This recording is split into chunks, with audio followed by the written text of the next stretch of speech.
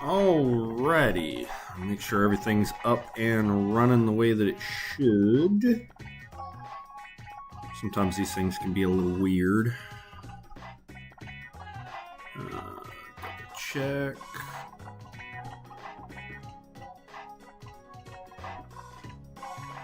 Yeah, it says we're live now. Alright. Welcome back. I know it's been a little while. My brain just went dead on me. That was crazy. I know it's been a little while. Basically, what happens is that my two kids are still in school.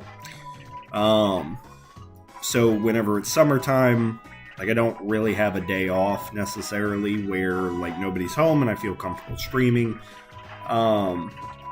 Plus, whenever they're home, I try to spend as much time with them as I possibly can. So this is kind of like a background thing for me in that sense. With that being said, school has finally started again. It is my birthday today. So we are going to jump in. And because it's been a little while and there's been a couple updates actually. There's been quite a few updates since our last installment.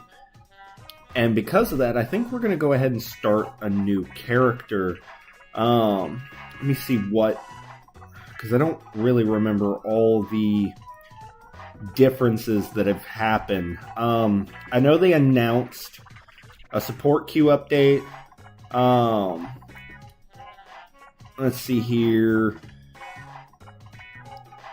They've added some new modes. It looks like they've done some dialogue edits, some dice animation edits.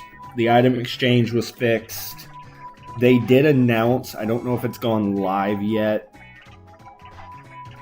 There will be an update that will be released here in the next few days. That was on the 5th. So that is probably active where we're going to get level cap raised to 13. They've added 24 new spells, 8 new traits, 15 conditions. We're going to get some tweaks for existing class features, updated class cards in the character creation menu. I can't wait to see that. The character sheet for PC specifically has been updated to be more useful. I would love to see what changes they made. They fixed an issue that was creating problems with leaving dialogue mode. And apparently they will be starting server events in the Discord channel, so that is a great thing. I would definitely highly recommend people to go to the Discord if this is a game you're going to play, right? The Discord is super useful, and I think honestly it's full of it's full of a lot of great people. Regardless of which, moving on. So they've made a lot of changes. They have announced that they will be doing They will be doing an update for combat mode, which has honestly been one of my biggest, I guess, fault points with the game. Is the combat mode to me is very weird. Not that it plays weird. It plays amazingly, in my opinion. But the way that the way they have this game built in the background, and I've kind of figured this out over time, as well as through things that have been shared by Echo, which is the community manager for the official game, things like that. They're basically running 3 different AI engines, right? You have your narrative DM, your combat DM, and then your dialogue DM. And the way this works is that a handoff happens as it switches. The problem with the combat mode is that the handoff is really weird with combat mode. So you'll have... you can have I did this to test it. You can have a full-blown conversation with the narrative DM on what kind of fight, stats and all, that you want going into this fight to make it a real challenge if you really wanted to. And the combat DM's just going to turn around and be like, I wasn't privy to any of that. So we're just not doing that. And the problem is that the combat DM can't change any of that once you're actually inside combat, right? It has to end the combat, and then you have to restart the combat, and then the handoff issue happens all over again. And I believe this handoff issue is part of the reason why you can't use like homebrew spells and stuff in combat without it being tied to like a specific item that you have to like creatively convince the narrator or the narrative DM to actually allow you to have sometimes. So, you know, there's a lot here and there with stuff like that I'm hoping gets fixed as time goes on. Because to me, that is the game kind of doesn't become fun for me anymore. But, well, I also want to try something different this time. I want to try... So I've almost always stuck to kind of older style stories, like medieval stories. I've done a lot of medieval stories.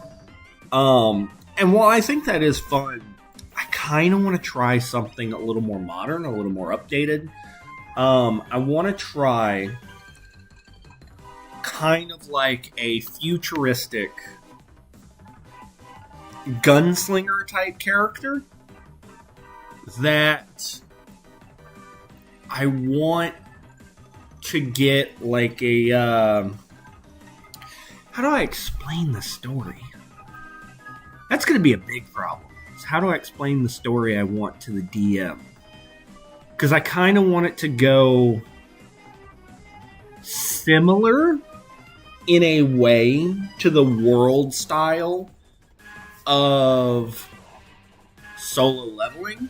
I think that would be really cool. Like dungeons, awakening levels, but I want a system type, but I don't want me to be the only one that has it, right? Like I want it to be a common theme kind of thing. For this, we're gonna go human. We're gonna go male. And then we're gonna do... Ooh, I like that. That's really cool. Okay, they did update these cards. Holy crap, I like them. They look really good. They also supposedly added in a lot of AI, a lot more models for the AI characters. So that'll be really cool. They did add Cleric and Dragonborn, I believe. And I think that's all we got so far. Yeah, Dragonborn and Cleric have been added. Right. So if I want to do more of a ranged fighter, right? And I want it to be... Because there's two classes that immediately pop in my mind. You have Rogue, which is more your stealthy archer from range, doesn't really want to be in the thick of the fight. And then you have your fighter, which is going to be more of your dual-wielding gunslinger type character that doesn't really have a problem fighting up close if they need to, but they're more of a mid-range fighter. I think I want to go the mid-range option. I like the idea of a gunslinger. I really do. I think we can do that. Yeah, we're going to do archery technically.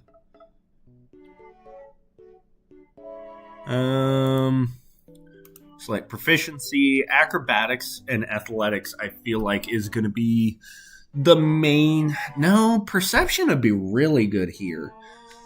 Acrobatics and perception, I think.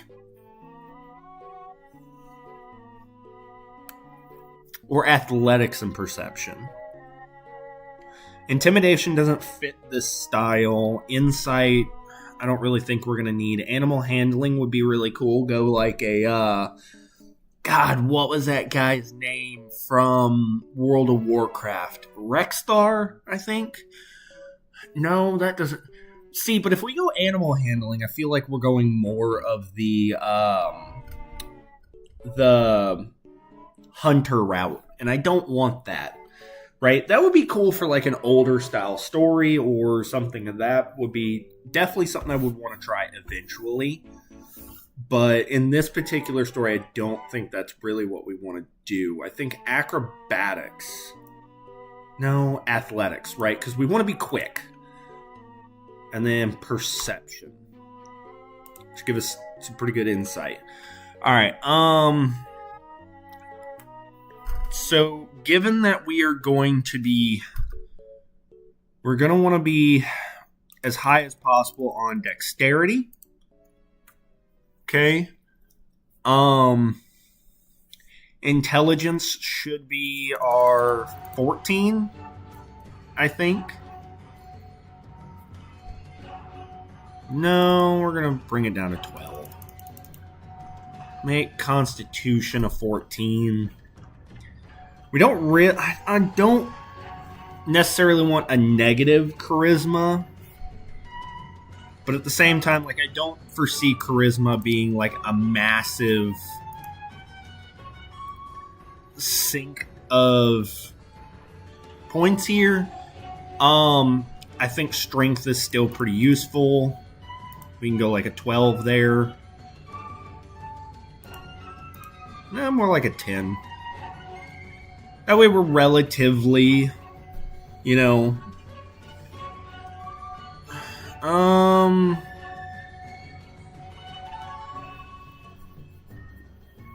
Perception and intuition used for insight, survival, and divine magic.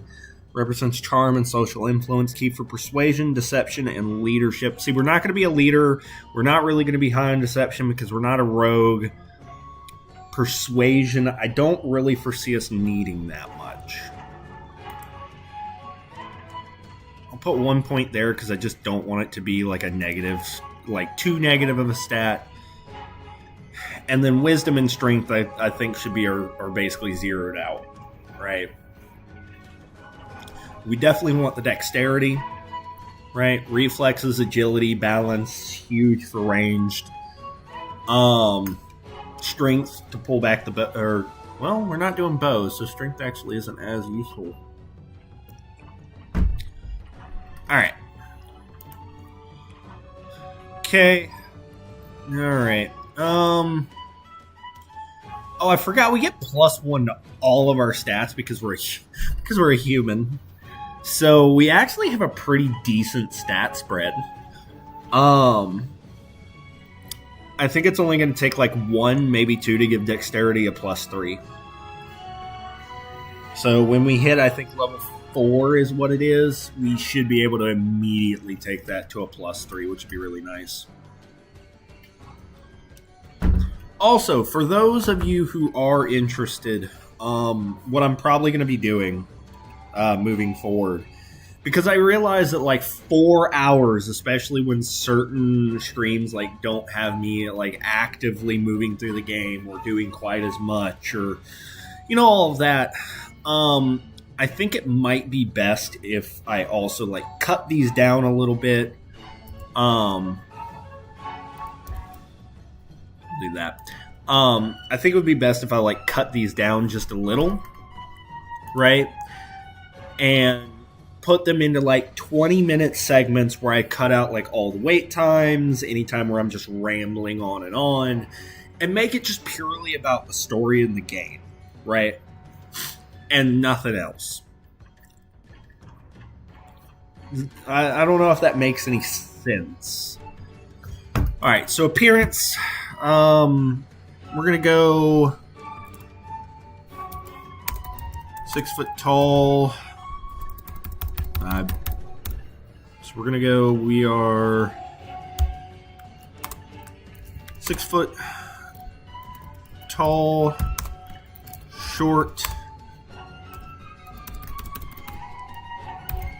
short black hair. And we're going to go with green eyes.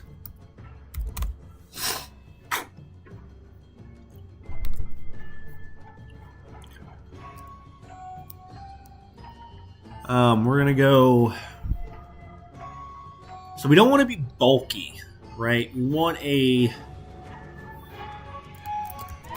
toned muscle mass, not large.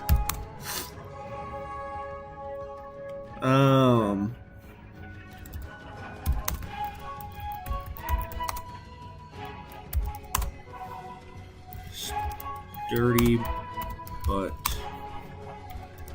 functional clothes.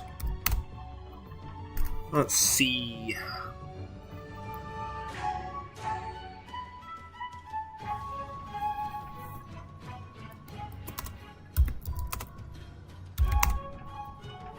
So how futuristic do we want to go? Do we want to work with like current day weapons, or do we want to go futuristic plasma blasters and shit? That's the real question. Like, do we want to have to worry about ammo count, or do we want to run like you have a plasma cartridge that you can kind of recharge or whatever? Let's see.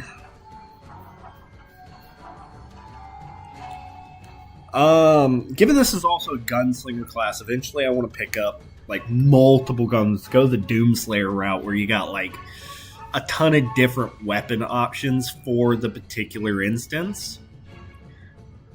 But I don't know yet.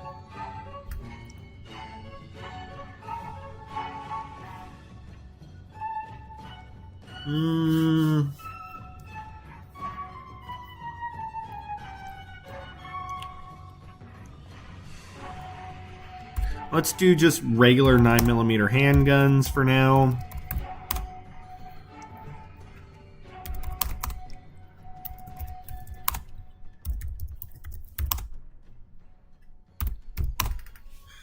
Right, we're just going to do 9mm handguns. Nothing crazy.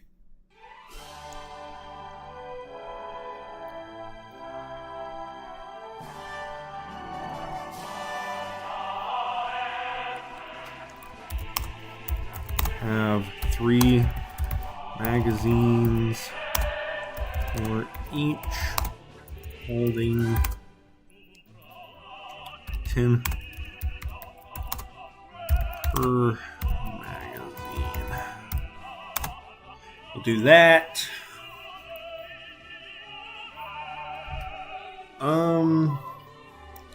I think that pretty much covers our appearance.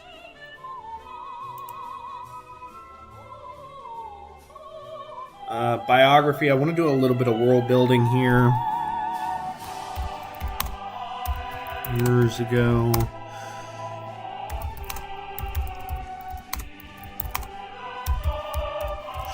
Into disaster. First gate. And what did...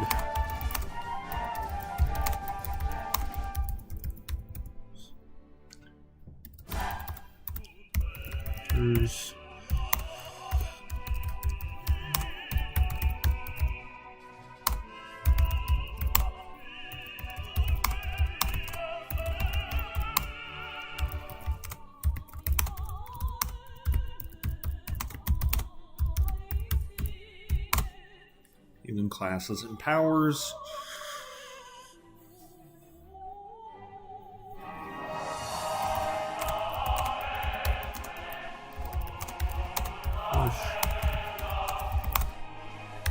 Tide.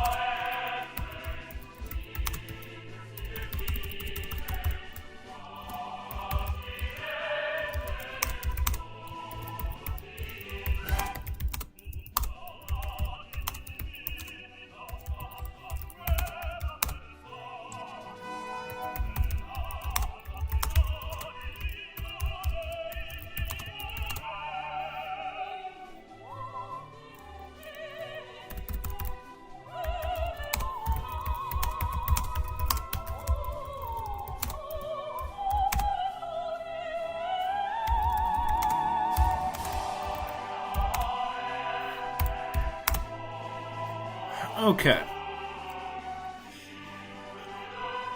And I think that pretty much does for the biography. I think that's plenty of world building. So now we want to get into kind of our DM settings, our, stuff like that. So I always got to look this up. I can't ever remember. For some reason, I have a hard time remembering, how exactly to set this up right. And I know that I can look in the phone version, so give me just a second.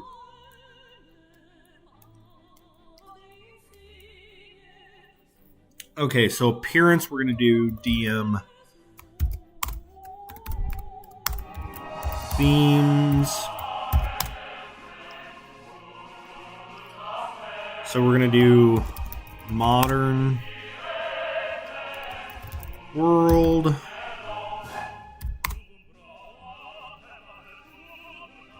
We're going to have guilds.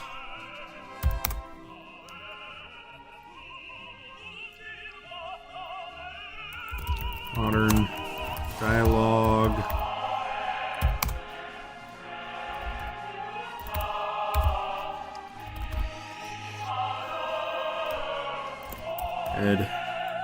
Adventure. And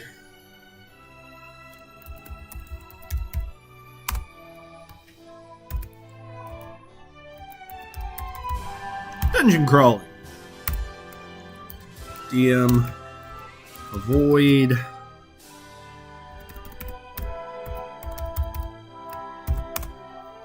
We're gonna do cults. I really don't want fucking cults. Light. Rot. A-lines. Is there anything else? Not really that I can think of. If I think of anything else, I'll come back to it.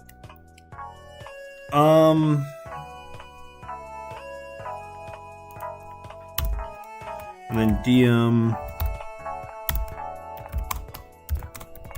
would like this story to combine elements from. So we're gonna specifically say that we want elements from things like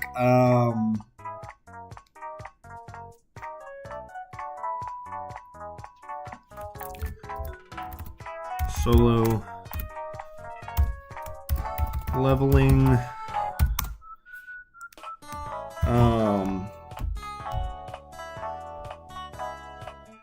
there's a couple stories that I can think of that I want it to pull elements from.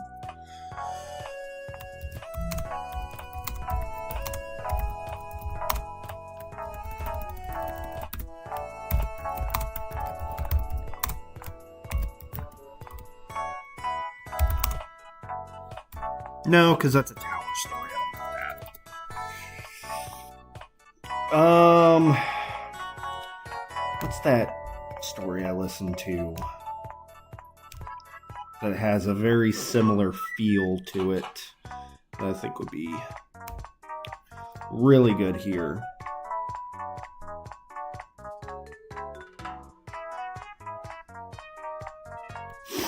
No.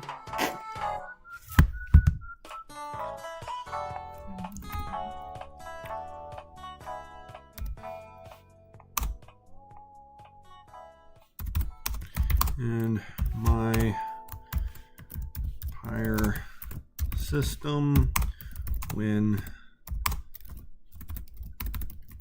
designing the player system,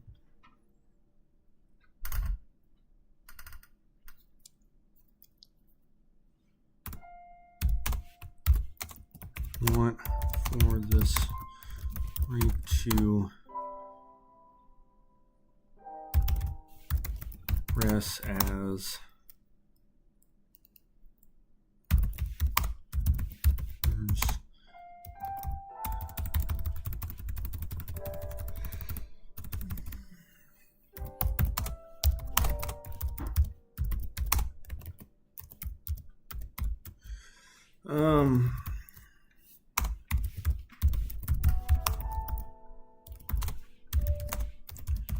roll counters and actions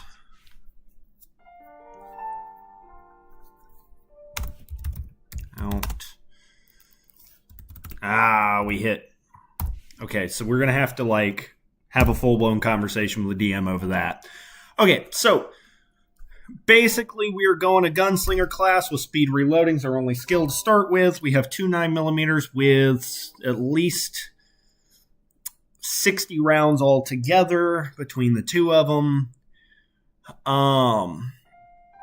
We're going for a status system similar to solo leveling, but adding in elements from my vampire system. I think that's going to allow for a decent growth style, a very robust system style.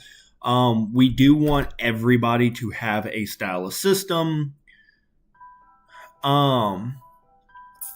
We are going to be avoiding things like Cult's Blight Rot, stuff like that.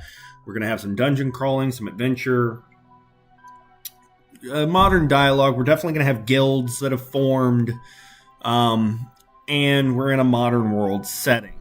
Now, for the name, this is where things get really interesting. What's a good name? Cedric.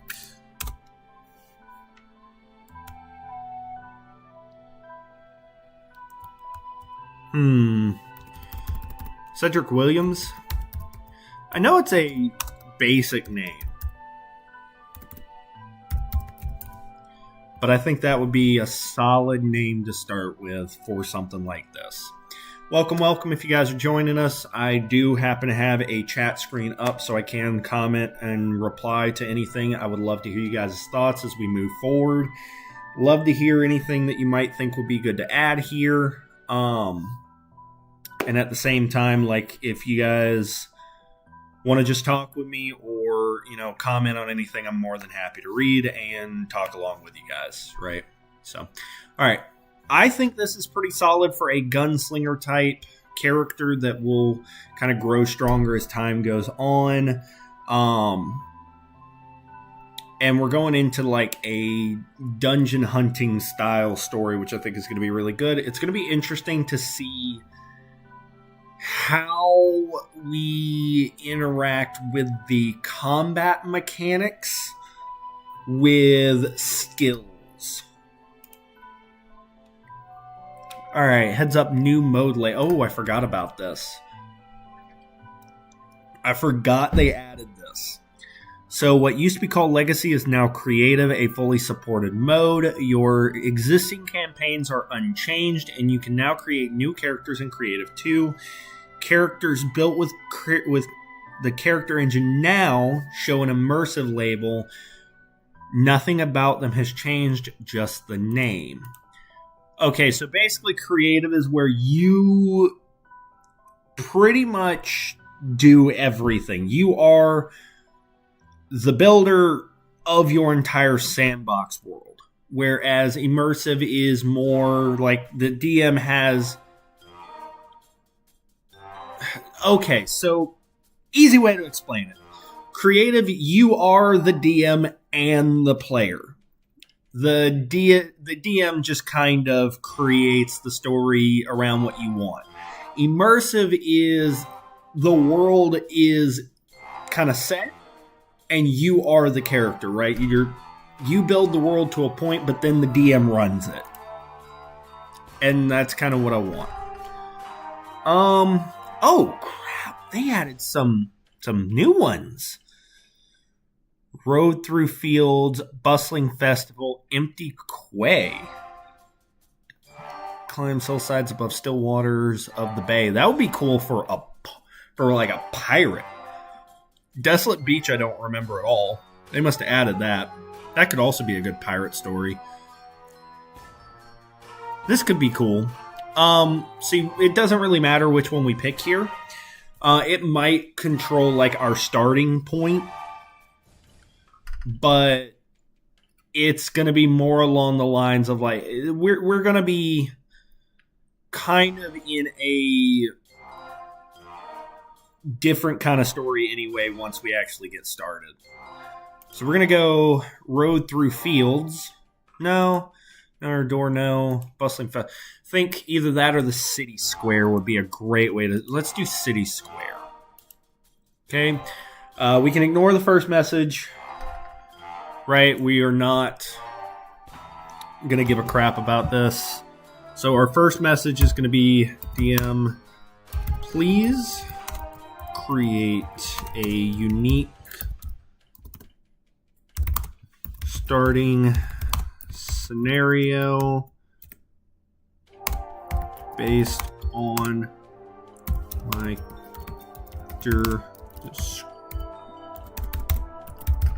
appearance and biography.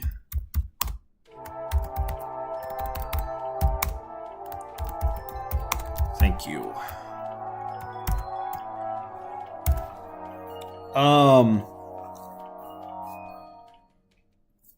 We're actually gonna word it like this. While that would work, sometimes it could be a little weird.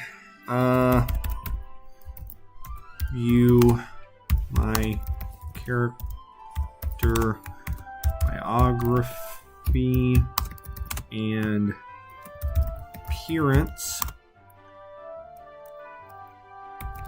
and create a unique starting scenario based on them. So this kind of forces the DM to recognize that you're trying to create a different story. He's going to review it completely, and then go from there. So, like I said, what I'm planning on doing is I'm going to start cutting these down into like 20-minute videos instead of a 4-hour live stream where it's going to cut out like this section, right? Because I think sitting here watching this thing wait forever sometimes is going to be kind of annoying.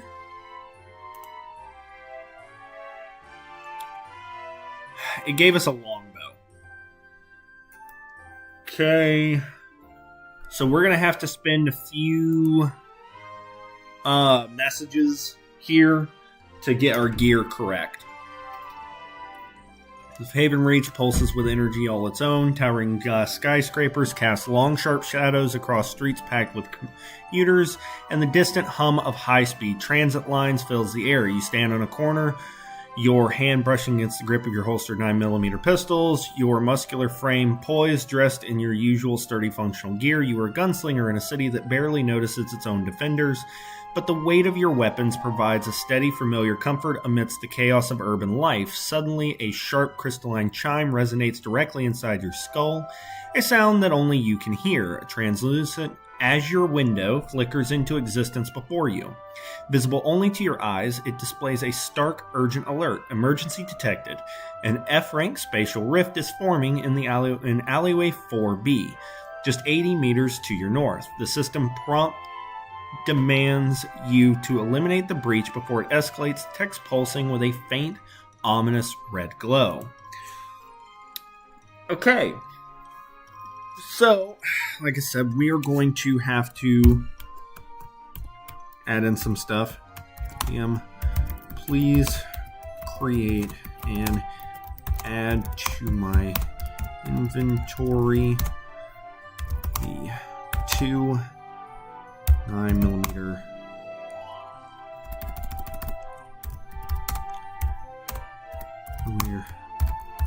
pistols and 6 magazines, 10 rounds as listed in my character appearance. Thank you. I think it's supposed to be an A, not an E. I'm just dumb sometimes. No, apparently I'm just really bad at spelling. Look, nobody judge me. I'm just really bad at spelling. It's okay. Just really bad at spelling. All right, we're going to do that so that we can get our item or our gear and everything figured out the way that it's supposed to be. And this happens a lot, actually, if you're not careful about like the way that you go about setting up things. Like, you can end up running into shit pretty easily that's going to make your whole time very fun. Okay, yep, added it in. Awesome. It only added one. Okay, whatever. We can work with it. We can just buy more later, right? Okay. It's fine. It's fine. Ooh. I like what they did. +3 stealth modifier, +3 sleight of hand, +3 to acrobatics, +0 to animal handling, 0 to insight, 0 to medicine, 2 to perception, 0 to survival, 2 to athletics, 15 constitution, no associated skills. We got 0 to all of these, and +1 in arcana, history, investigation, nature, and religion. We get a +2 bonus to attack rolls you make with ranged weapons. We have our second wind. I love, actually, the way that they did this. It looks really nice. And the known spells, right? I think the character sheet's really nice. I see they didn't really do much.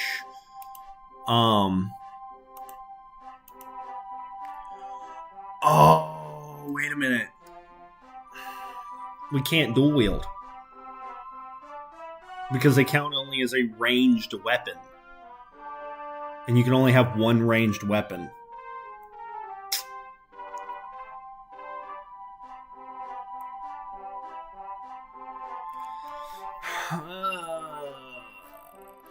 That's annoying.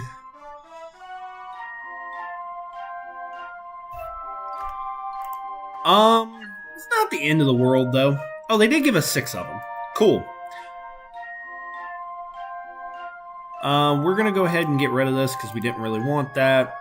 We have a long sword. More for backup than anything else. We're not carrying a shield or anything. So all in all, I don't think this is bad. I think we have a pretty solid starting item setup here. All right, the Azure window remains. Its red text pulsing with urgency. Alleyway 4B is just around the corner. The faint acrid smell of ozone already beginning to drift toward you. Turn this down a little bit. It sounds kind of loud to me. Sharp against the stale city air, pedestrians continue their commute, completely oblivious to the danger unfolding just meters away. Your heart rate steadies as you feel the familiar, comforting weight of your pistol securely at your waist. The system doesn't provide guidance on whether to call for backup or engage alone, only the directive to eliminate the breach. The crackling sound of unstable energy begins to glow like static electricity dancing over the metal, and the very air in the alley seems to ripple and tear. You have moments before it opens completely. Okay.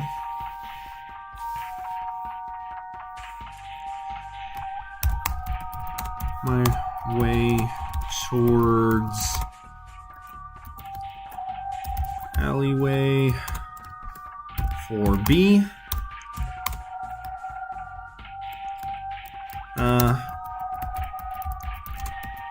As a C rank.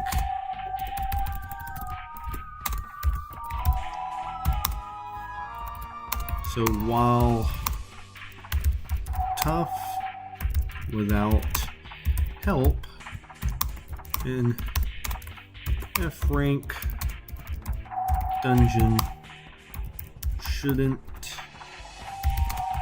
be possible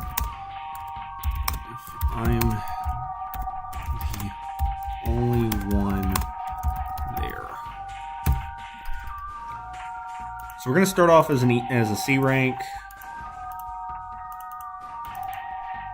I don't want to start off too strong or too high up in the rankings. Let's start as a D rank.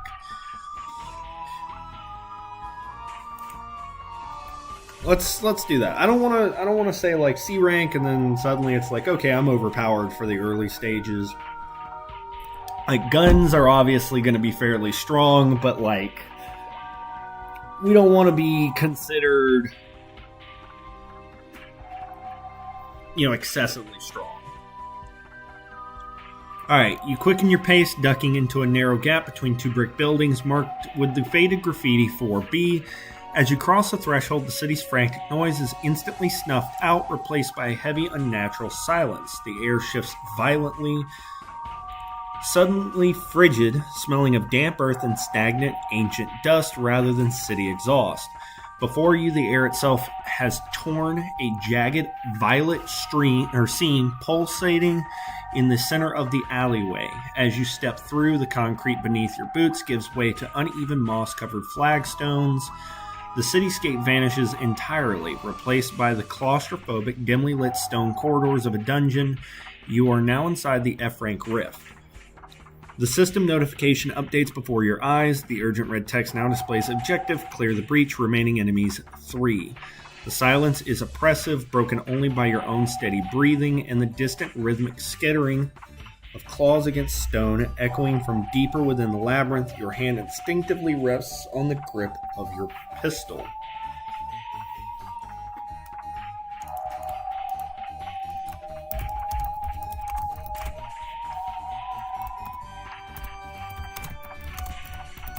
Alright, so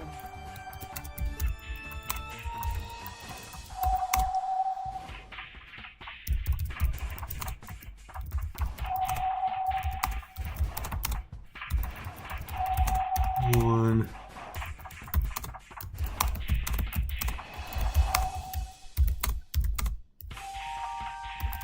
dungeon.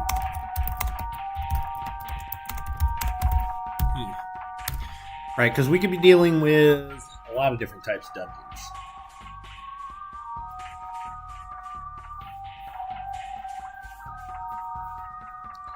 So let's see what we're dealing with here.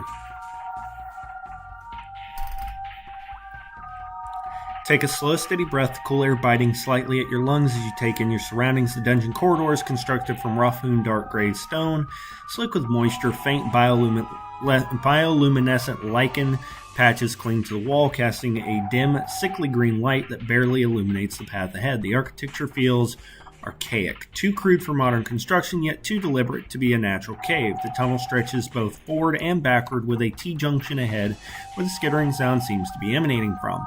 Feels like an abandoned subterranean crypt, or perhaps a forgotten foundation of an ancient structure, now repurposed by the rift. You keep your pistols low, your eyes scanning the darkness, ready to react to whatever lurks in the shadows.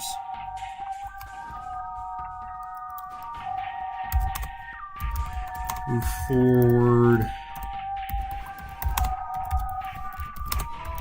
Noise slowly. Pulling out.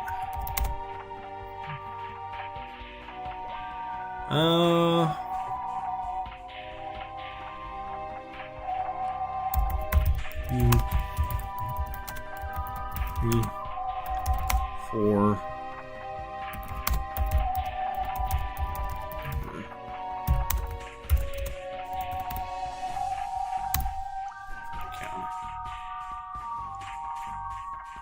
Alright, let's see what we run into.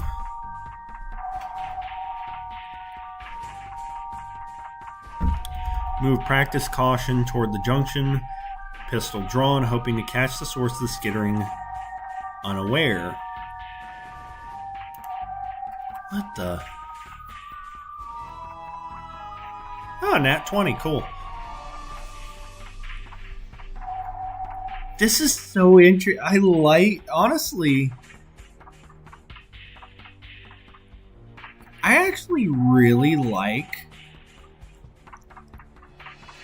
score your character must reach or exceed to successfully complete the check. The higher the difficulty, the more challenging the action is, and the stronger your roll and modifiers will need to be. This is I like this setup. This is actually really cool. Close to continue. I actually really like that interface. That's a really neat interface. Alright, your boots make no sound against the damp stone floors. You reach the corner of the T-junction. Your movement's fluid and disciplined. Your training as a gunslinger kicks in, turning your anxiety into hyper-focused clarity. You press your back against the rough, cold wall, peering cautiously around the edge. In the dim light of the intersection, you spot them. 3 small chittering creatures, their body covered in jagged, obsidian-colored chitin, moving on multiple spindly limbs. They look like a grotesque fusion of giant rats and scorpions. Currently busy tearing into a piece of rotting, unidentified refuse on the floor, their claws chatter rhythmically against the stone, the noise you heard earlier. They are completely focused on their meal, unaware of your presence. The system interface pulses softly in your peripheral vision, confirming the targets. You have the drop on them, and your pistols are leveled. How do you proceed? Okay, so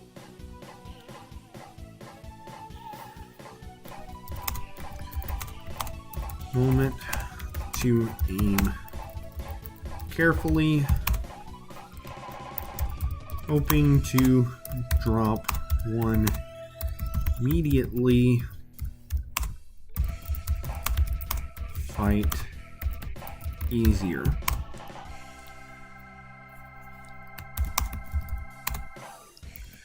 Directly the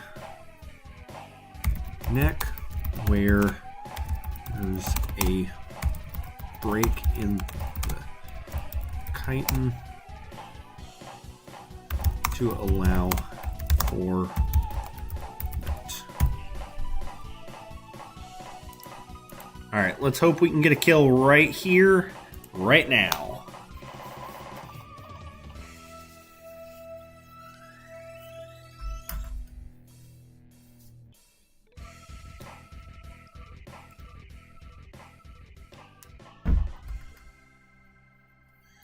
Let's see what it does. All right, we are in combat, and from the looks of it, you steady your aim, focusing entirely on one creature's exposed, pulsating neck membrane. You pull the trigger, the 9mm bolt firing with a sharp crack that shatters the silence of the dungeon. The creature collapsing instantly. The remaining 2 creatures screech, their antennae twitching frantically as they pivot towards you, ready to attack. Out.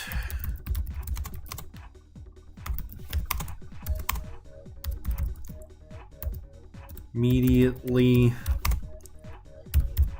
pivot to the second.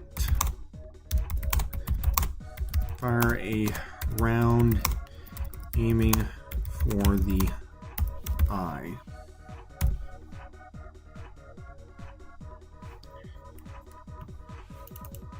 God, I am apparently really bad at spelling. Alright, let's hope we can get a clean shot on the second one.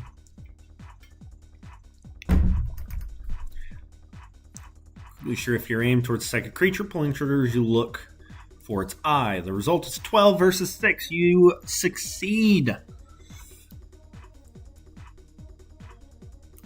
Out of curiosity, 1d10 per round. That makes sense.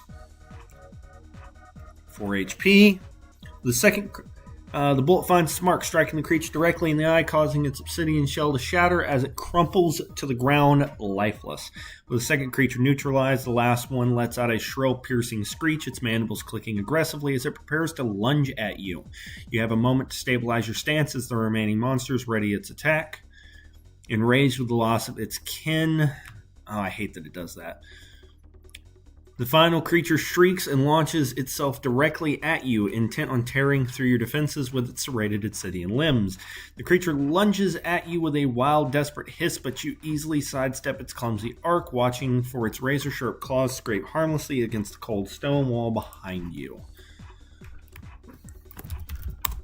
with the creature now at point blank range. Nice. Directly for its exposed neck and fire. Alright. We should be able, since it's like right on top of us, we should expose neck at point blank range and fire. The result is 17 versus 6. I kind of figured that was going to be at least an advantage roll. This should pretty much instantly kill. I'd be shocked if it doesn't. Yeah, 4 HP. Yeah. Your bullet finds Smart, tearing through the creature's neck and dropping it instantly to the cold stone floor. Alright, so this is going to take us out of combat pretty easily. The air in cold archaic crypt grows heavy with the metallic tang of gunpowder. Your pulse thrums in your ears. The only sound left after thunderous reports of your 9mm pistol shatter the unnatural silence.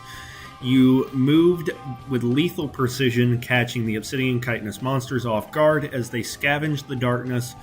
Though the creature screeched and lunged with primal fury, your training held firm. You sidestepped their frantic assault, keeping your footing steady on the damp ancient stone. With a final controlled breath, you lined up your sights on the last beast, delivering a single decisive shot to its exposed neck. The creature collapses, sliding lifelessly across the floor. You stand alone amidst the flickering bioluminescent glow. The immediate threat to the city neutralized. Your first mission as an Awakened has been a total success, leaving only the oppressive quiet of the dungeon in your wake.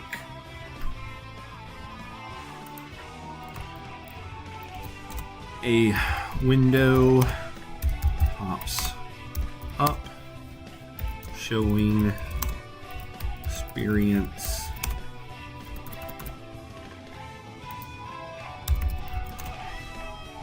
gained and sadly no items. No, we don't want to do that. We want the system to be more of a passive thing and not like that kind of system. Move beast cores.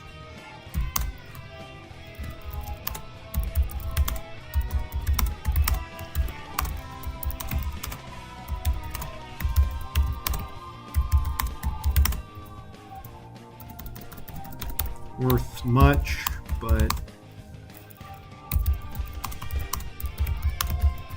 good.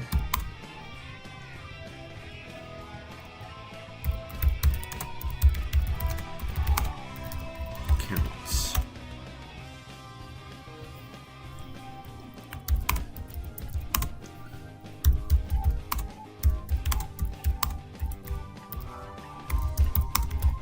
To identify trees. See if there are any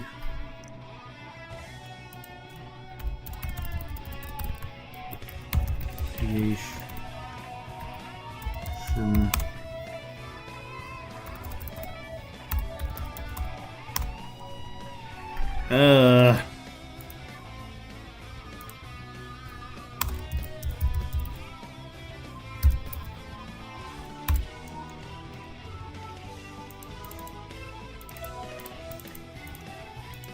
I guess I don't know how to spell holopad. Oh, come on. Let's just go with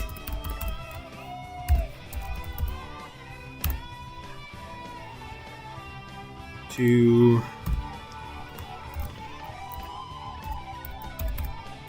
reference the beast deer. Yeah, I knew I spelled that wrong. Jesus Christ. I'm really bad at spelling. materials, things, identify the creatures, and to see if there are any parts to scavenge.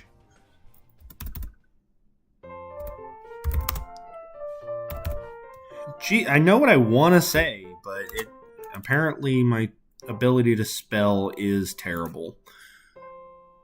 Scavenge. Okay, I wasn't far off. Jesus Christ. Press to scavenge for more profit, or maybe even a new weapon.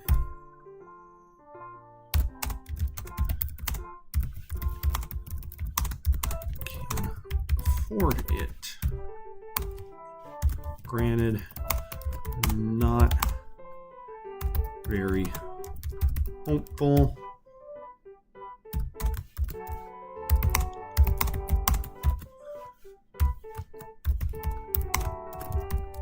Dungeon. Yeah, so like, hey, if we can find something cool, if not, look, it's an F-rating dungeon. It is what it is.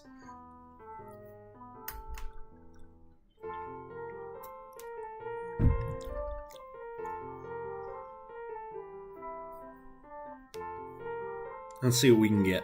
Hopefully we get something. But yeah, like I said, for those of, like, I really appreciate people who want to sit and watch, especially because I know 4 hours is, it's a lot. Like, it is. It's a lot to sit through for a stream, especially on something like this. Like, I get it, unless you just have, like, a ton of time, or this is just really content you really, really, really enjoy. Like, it's a lot. So I'm probably going to cut these down. And okay, the system chimes again, a golden light washing over your vision. Objective complete, plus 100 experience. Congratulations, you have reached level 2. As you check your status, a small satisfying thrill runs through you. You're stronger now, just a little bit. You pull out your association phone, its screen glowing softly in the dark. A quick scan of the beast's remains confirms your suspicion. F rank, Scorp Rats. Scorp Rats. That's what we're going with? Scorp Rats? Okay, whatever. The entry suggests that while their cores are common, their obsidian-like chitin plates are sought after by novice smiths for crafting lightweight reinforced leather gear. It's not a fortune, but it's a start. As the last creature stops twitching, the dungeon itself begins to groan. Bioluminescent lichen dims rapidly and the walls begin to fracture. Spatial rift, now unstable, starts to implode, pulling you toward the exit. You scramble back through the fissure, tumbling out onto the grimy concrete of alleyway 4B just as the violet tear vanishes completely, leaving only the mundane bustle of Haven Reach behind.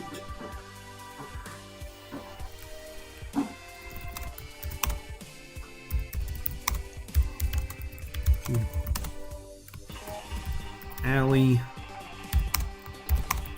See a woman suit standing with a measuring device. Clearly come to rank on the nation.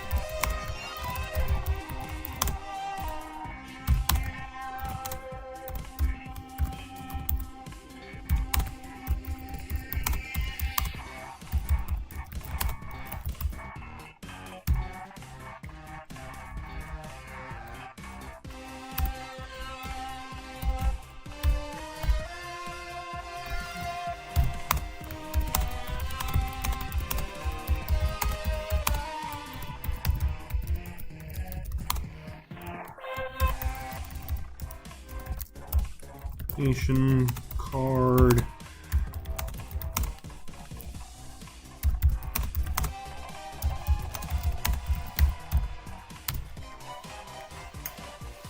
Alright. So I don't like that it opened up with, like, no oversight. Like, I want there to be, like, oversight from the association. They're here to measure, hand out dungeon clearances, stuff like that. Like, I want them to function very similarly to the way that they do in solo leveling.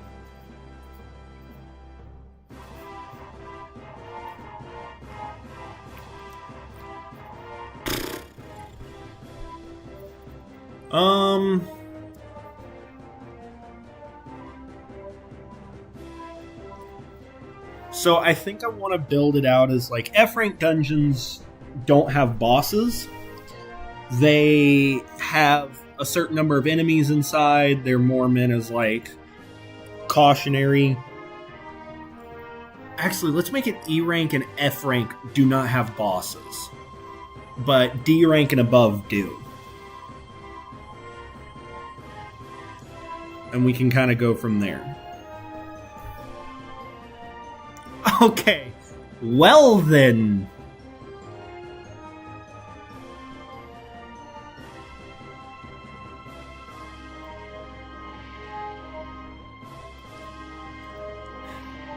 They weren't joking. They added in a lot more of these characters, which is really cool. I like this.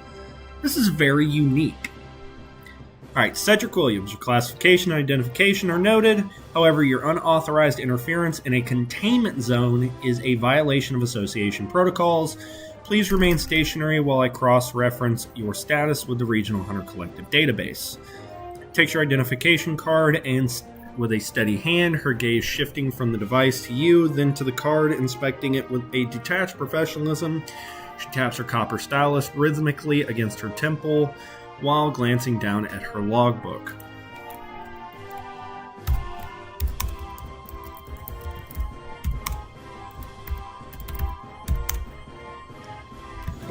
I understand.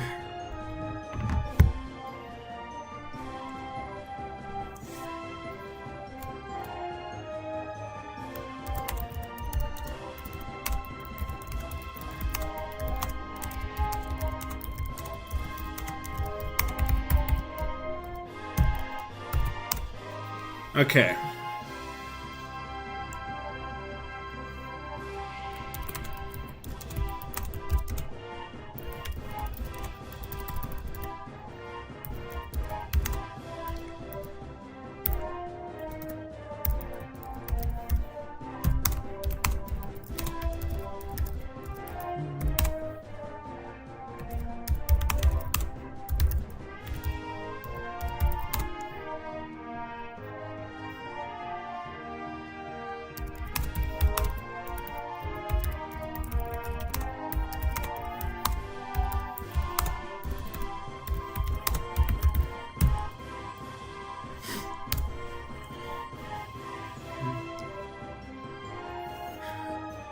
Yeah, so that we're gonna run it as that was our first gate. We were just like we were excited.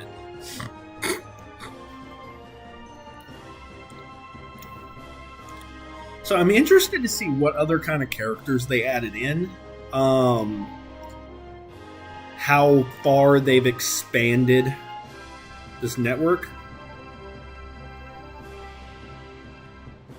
Okay, that was not meant to be said.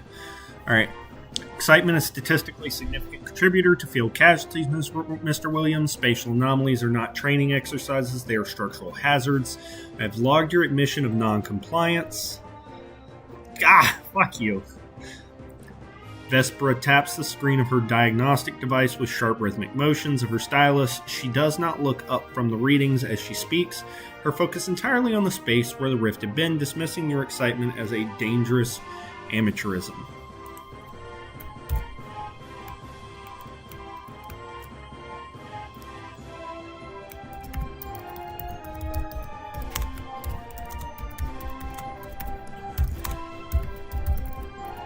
Open again.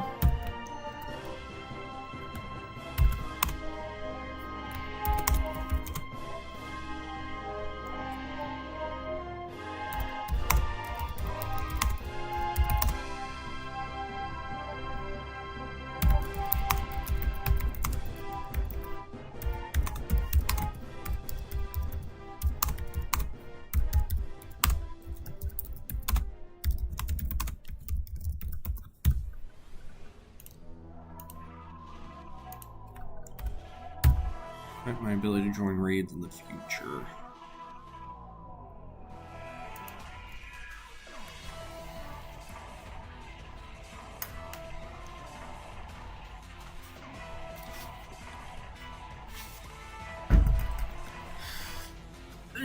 This ought to be.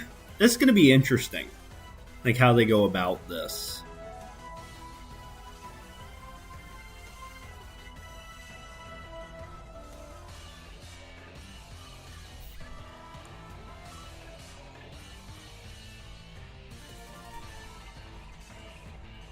Okay, I don't like that it.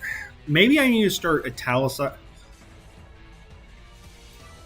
I need to start putting thoughts in brackets or something. This is a matter for the Oversight Committee. Mr. Williams, I am here to document NRC signatures, not to manage your career trajectory. If you wish to be useful, ensure you do not obscure the sensory field while I verify that this breach is fully collapsed. Brushes aside your concern without meeting your eyes, her attention fixed solely on the glowing, stuttering screen of her device. She taps her stylus against her temple with a frantic, quickened rhythm before stepping past you toward the site of the collapse, her posture rigid as she sweeps her scanner through the air.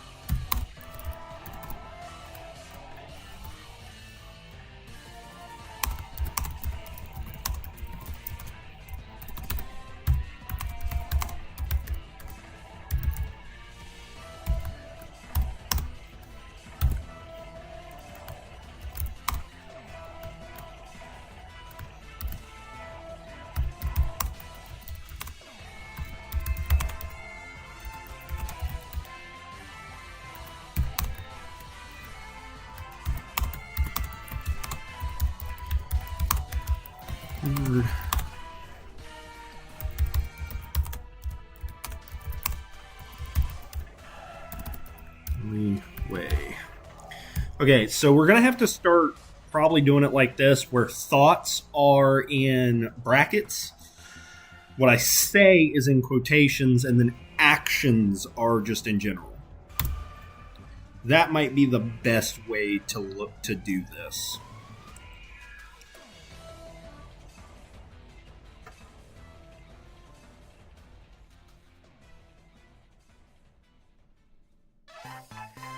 Because I don't think there's a way for me to italicize anything.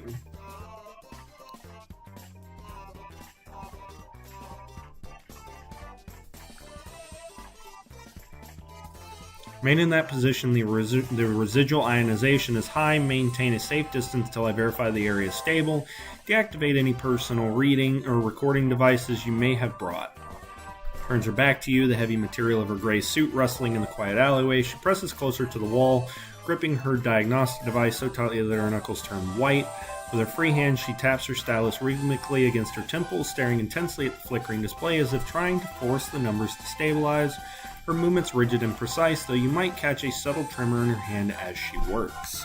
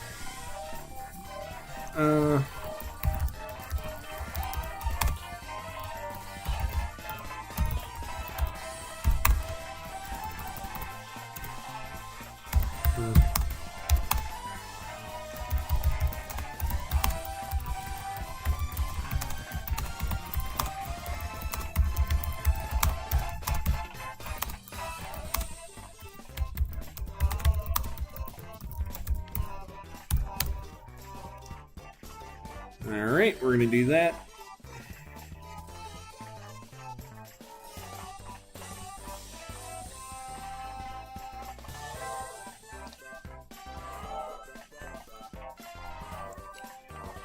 Let's see what we got.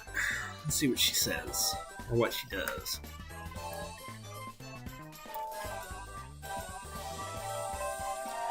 The Sparrow remains hunched over her diagnostic device, seemingly oblivious to your presence. She continues to manipulate the controls with precise, yet visibly shaky fingers, her brow furrowed in intense concentration. Occasionally, she winces, pressing the stylus harder against her temple, as if to quell a spike of pain, entirely absorbed in the flickering numbers on the display. Okay, how do we force this to be done?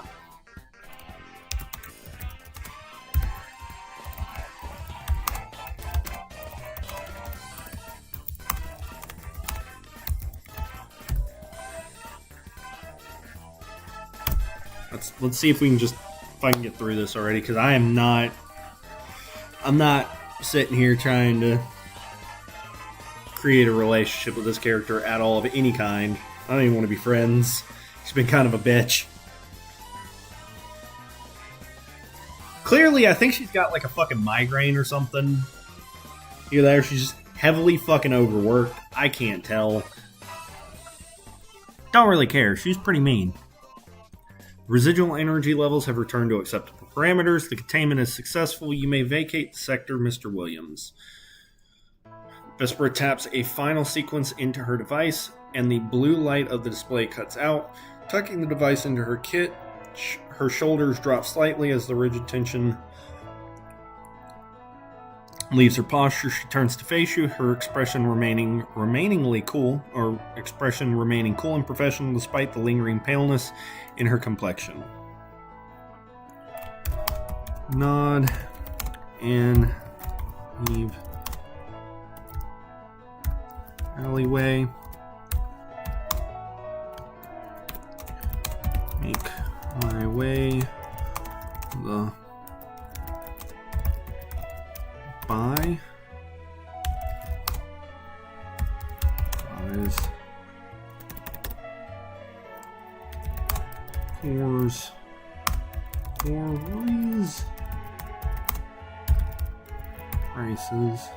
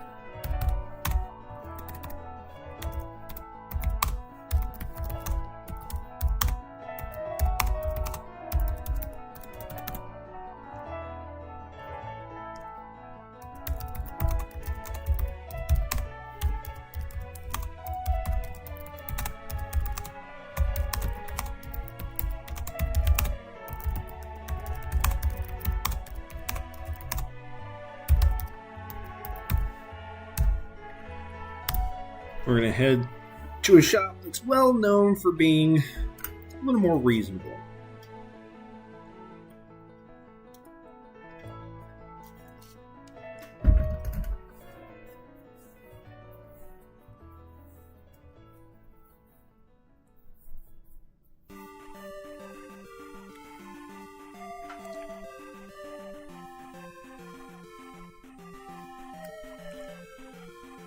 Okay.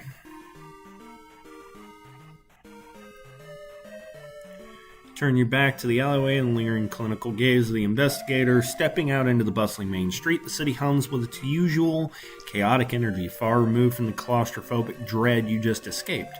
A short walk brings you to a small, unassuming storefront tucked between a towering apartment block and a neon-lit laundromat. The sign above the door is weathered, simply reading Material Exchange and Supplies, with a faded seal of a veteran hunters guild in the corner. Inside, the air is thick with the scent of old paper, ozone, and dried leather. The shop is cramped with the shelves overflowing with scraps of monster chitin preserved herbs, and odd glowing baubles. The older man with silvering hair and jagged scar running down his left arm, a permanent souvenir from the early days of the Rifts, leans over the counter, peering through the thick glasses at a ledger. He looks up at the bell above the door, jingles, his eyes briefly scanning your gear with a practiced, knowing expression. Need something, kid, or just looking to dump some loot? He grunts, his voice raspy but not unkind.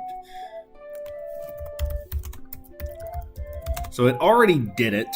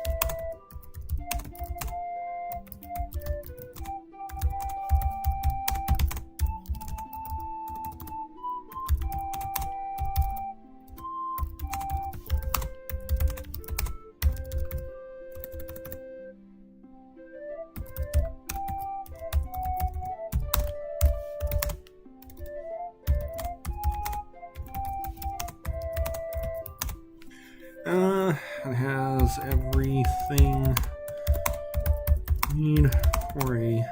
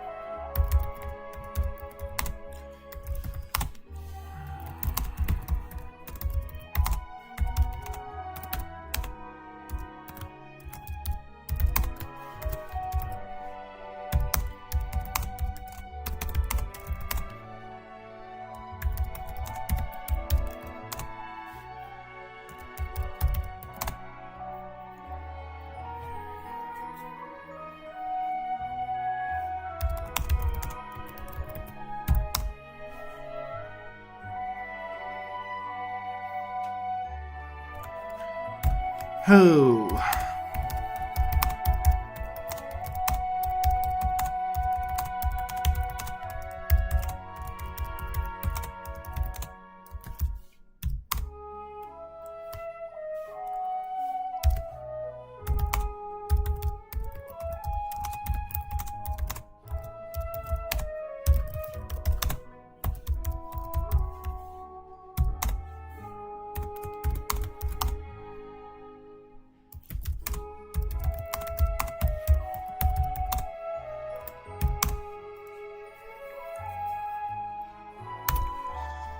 Alright, we're gonna do this.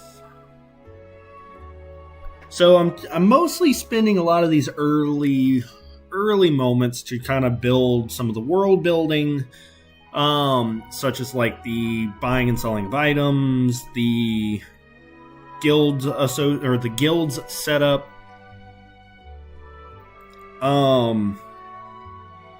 I may need to build out, I may need to spend a message to basically tell the DM like how exactly I want the gate system to be to be set up and things like that. You step out of the shop into the fading afternoon light, the weight of the silver in your pocket, a small but welcome validation of your first outing.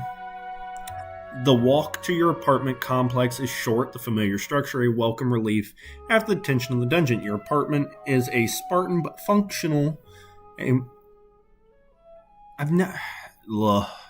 Is Spartan but functional. I've never heard anybody describe something as Spartan. That's really weird. A modest space that feels like a castle compared to the claustrophobic alien confines of the rift you just escaped. Settling onto your worn couch, you crack open a cold beverage and turn on the wall-mounted screen. The newsfeed is dominated by headlines about an A-ranked dungeon that appeared downtown, already neutralized by the elite forces of Guild Crow. Watching the crisp footage of their coordinated high-level strikes, a familiar ambition stirs within you. Make it rich pretty quick in a guild like that, you murmur to yourself, imagining the life of luxury and power that seems so tantalizingly close yet remains the mountain you have yet to climb.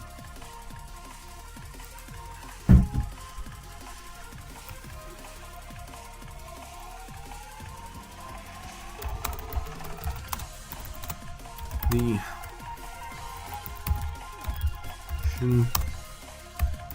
network through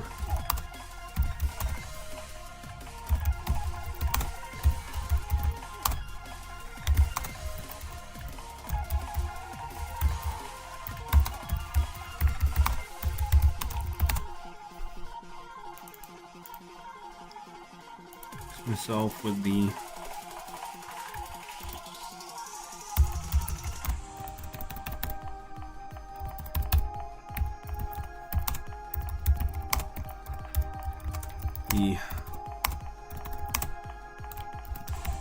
dungeons so far.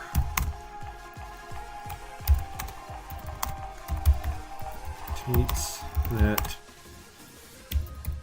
dungeons are ranked from F to S rank with F and E. Dungeons lacking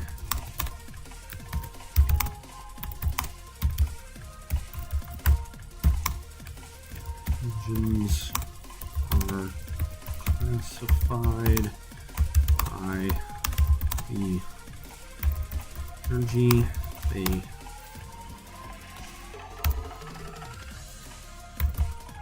emit.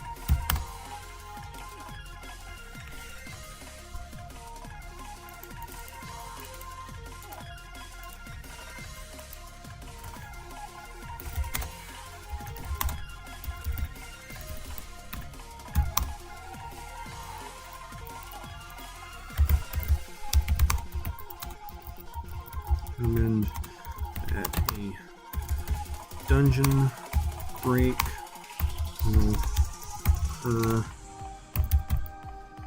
where between 3 weeks to a month from Rift Nation with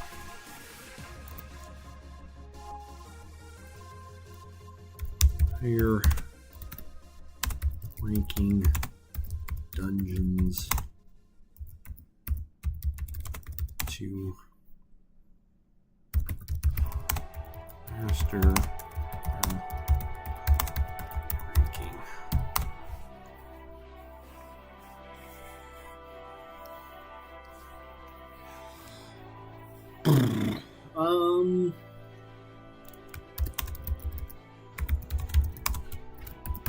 Association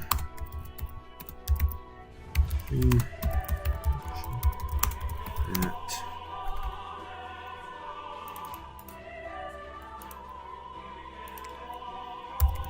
the event of a dungeon not being claimed by a guild.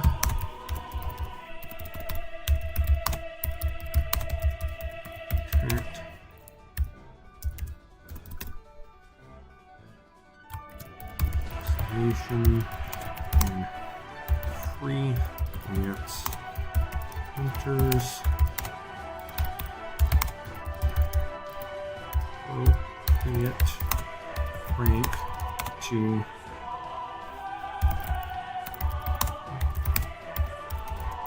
G.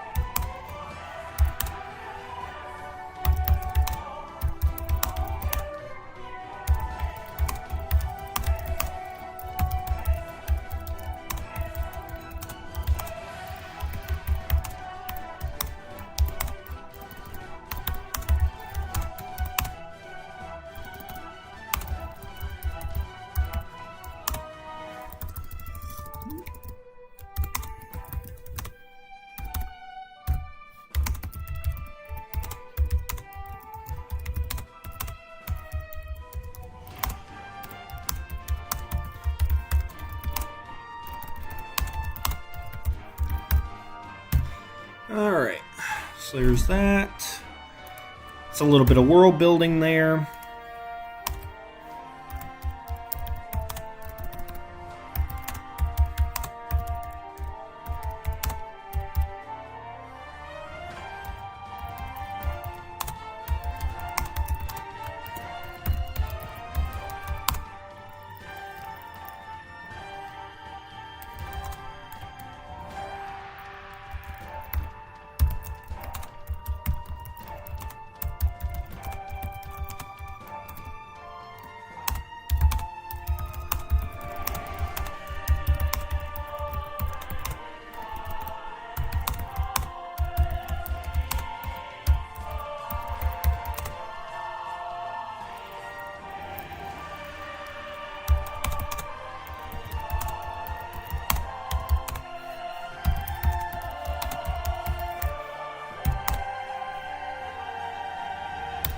Right, so we're basically just doing a little bit of world building here, right? Like we're classifying dungeons, what to be expected in them. F and E rank don't have bosses.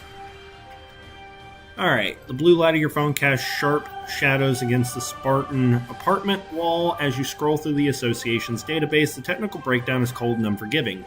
Dungeon ranks range from F to S, with anything above E bringing the terrifying prospect of a true boss manifestation. You read the breach timeline again, the constant pressure of a ticking clock hovering over every city in the world, reminding you why those gates are such a high priority threat. You weigh your choice to remain freelance. The association's mandatory summons for freelancers is a brutal reality. You'd be essentially cannon fodder in any high-stakes dungeon. Guilds, by contrast, offer protection, training, and steady coin, but they are exclusive clubs that rarely look down at those below their rank. Your phone pings, breaking your concentration. New request, F-rank monitoring duties, Sector 12.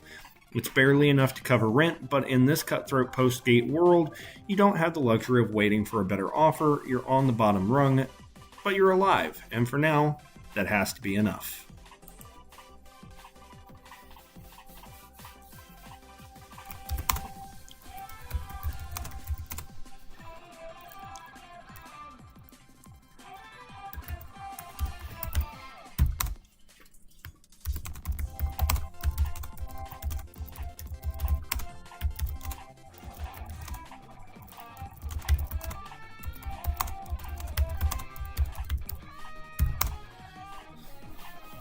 Let's see.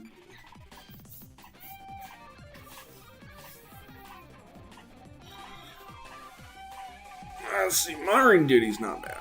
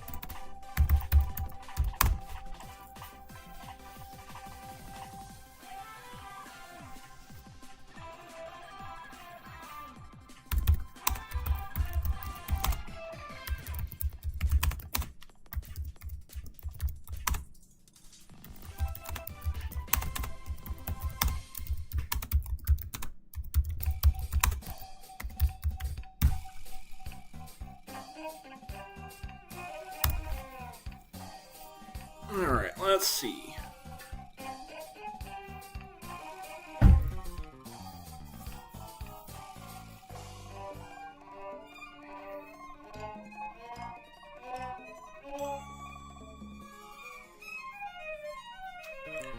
Alright. You trade the dim, quiet comfort of your apartment for the shot-biting chill of a Haven Reach night. The city takes on a completely different character once the sun dips below the horizon. Neon signs flicker to life in electric blues and harsh pinks reflecting off the rain-slicked pavement. The bustling crowds have thinned, replaced by the shadows of night workers and the occasional wary commuter glancing quickly over their shoulder. You make your way to Sector 12, a quiet industrial area designed for monitoring duty. The quiet here is heavy, thick with the anticipation of what might happen. It's a monotonous, thankless job.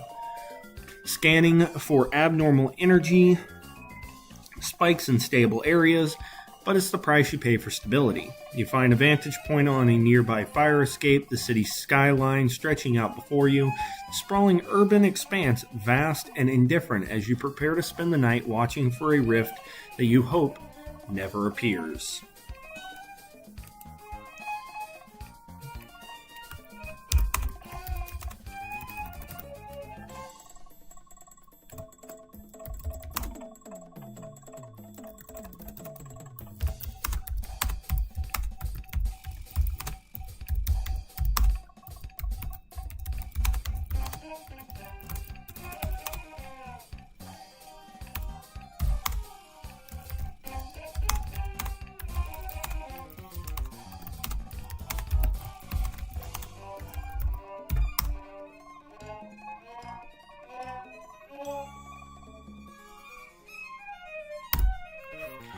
Alright, let's see if we get unlucky and a dungeon happens.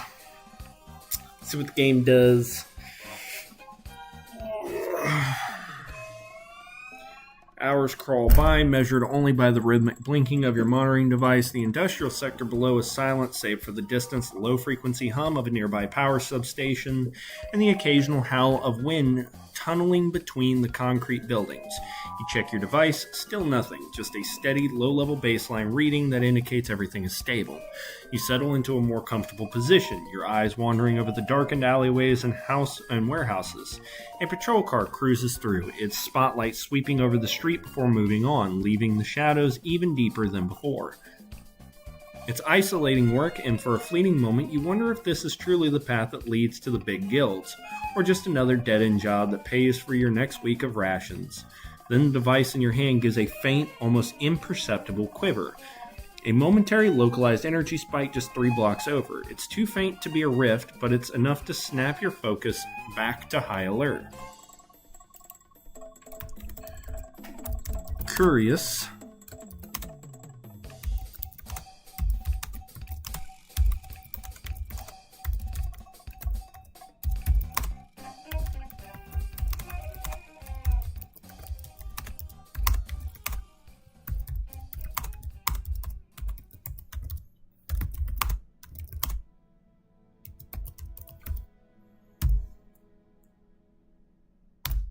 We're going to head towards whatever made the spike and hope it's something.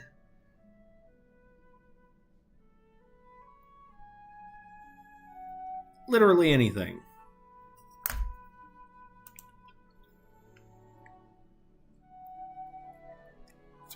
Three. Oh. Yeah, that's going to be a big fail. Jeez. Wonder what's going to happen.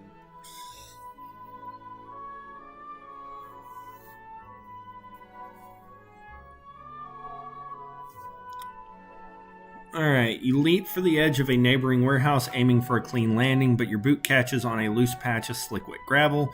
You scramble desperately, grasping for the edge, but your foot slides out from under you and you slam hard into the brickwork before sprawling onto the roof with a loud, ringing thud. A dull, throbbing pain flares in your shoulder, and you curse under your breath, your heart hammering against your ribs, hoping you didn't draw unwanted attention to yourself.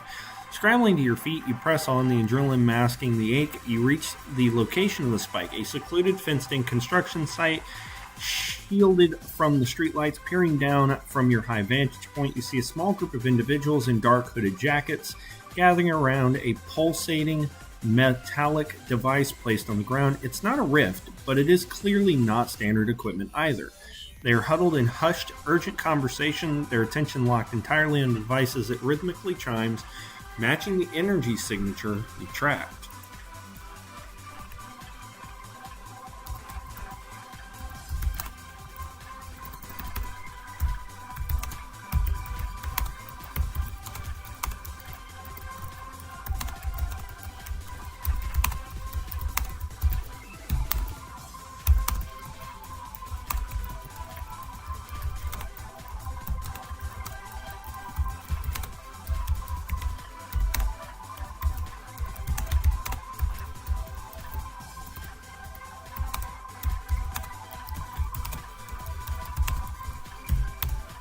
All right, let's see if we can't discern what the hell's happening.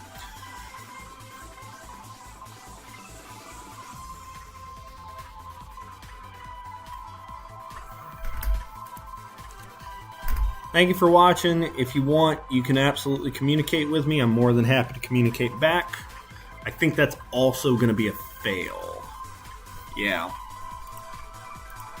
13's kind of high. Wonder what it's going to do here. Maybe it's just like, oh, you can't figure out what's going on. The light pulsing from the device seems to warp the air around it, creating a shimmering distortions that obscure your view. Every time you think you catch a glimpse of a face or a logo on the dark jackets, the light shifts and the detail vanishes into the gloom. Their hushed conversation sounds like nothing more than low, unintelligible static carried on the night wind. Frustration mounts. You have no idea if they are tech thieves, illicit rift hunters, or something far worse. Below, the rhythmic chiming quickens, growing louder and more intense, or more insistent. One of the figures abruptly stands, scanning the surrounding rooftops with a cold, practiced gaze. You instantly shrink back into the shadows of the fire escape, your heart pounding against your ribs. Whatever they are doing, it is nearing its climax, and your initial investigation has yielded nothing but more questions. You are entirely in the dark, and they seem to be preparing for something. Do you hold your position, attempt to get closer, or risk calling in the association now? See, I don't know if what they're doing is wrong or not.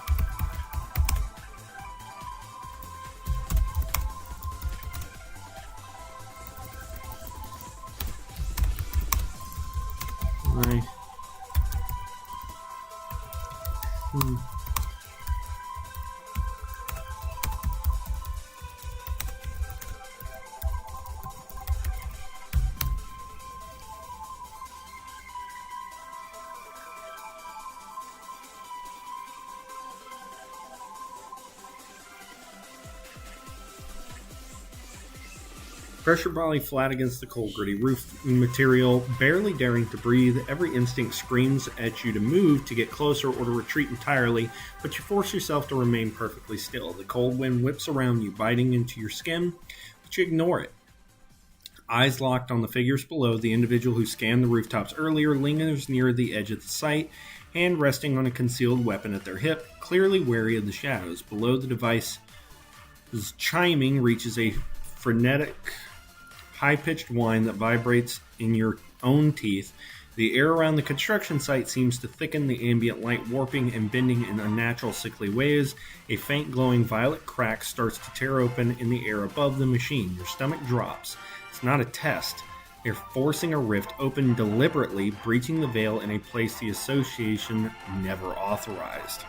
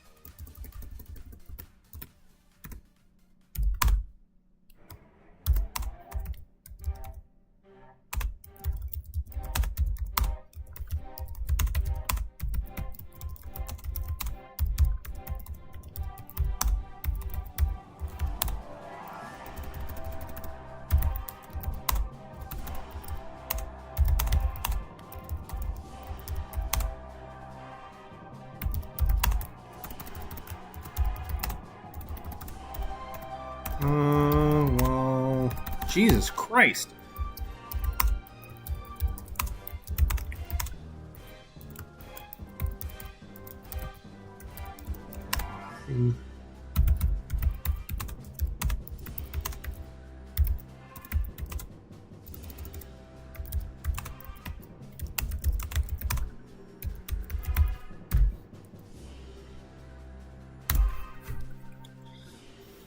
Okay, let's do this.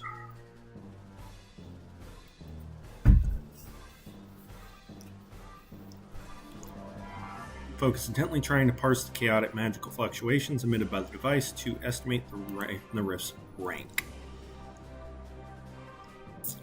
Okay, so we are guaranteed passing.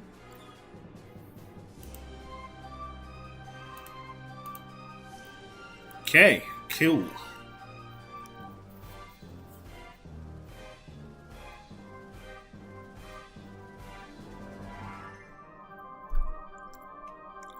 As you strain your senses, the chaotic surge of energy resolves into a recognizable pattern. This isn't the faint flickering of a trivial F-rank breach. The arcane pressure is denser, more violent. It's a D-rank rift, possibly pushing toward C-rank territory if it stabilizes. Your breath hitches. A breach this powerful is in a populated area could easily level this entire city block before any authorized response team could arrive. Below, the device emits a sharp, piercing sound, and the hooded figures suddenly freeze. One of them snaps their gaze upward, pointing directly at your position on the roof. They've detected your association phone's ping. The leader shouts an order and the group scrambles, drawing weapons that glint in the moonlight. You're exposed, and they clearly aren't interested in letting you wait for reinforcements. The rift pulses, the violet tear expanding rapidly, threatening to consume the very space they stand in.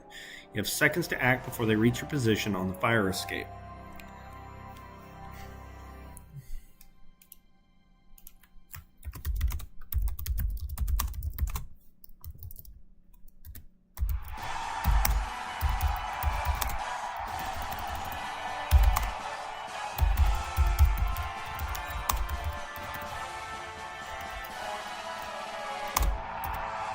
Or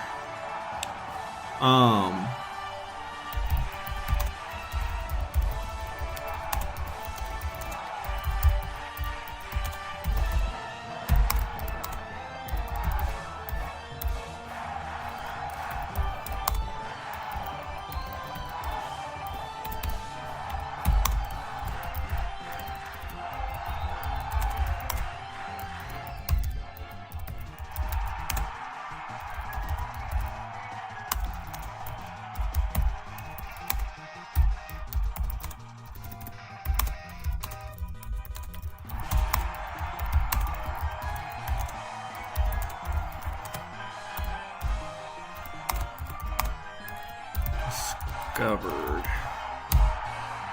Okay, so now that we're discovered, we're going to basically just immediately run because we don't know fucking anything about these guys. And we're going to go ahead and call the association to give them a full report. Because we want them to hurry the fuck up.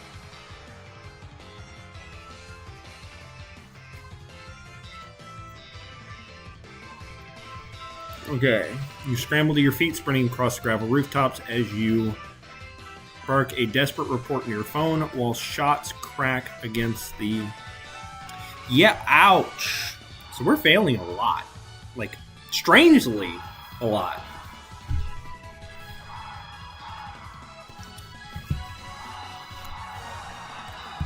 For, you know, somebody at the stage that I'm at, you know, you would think I'd be able to handle a few more than, or a little bit more than that, but sure.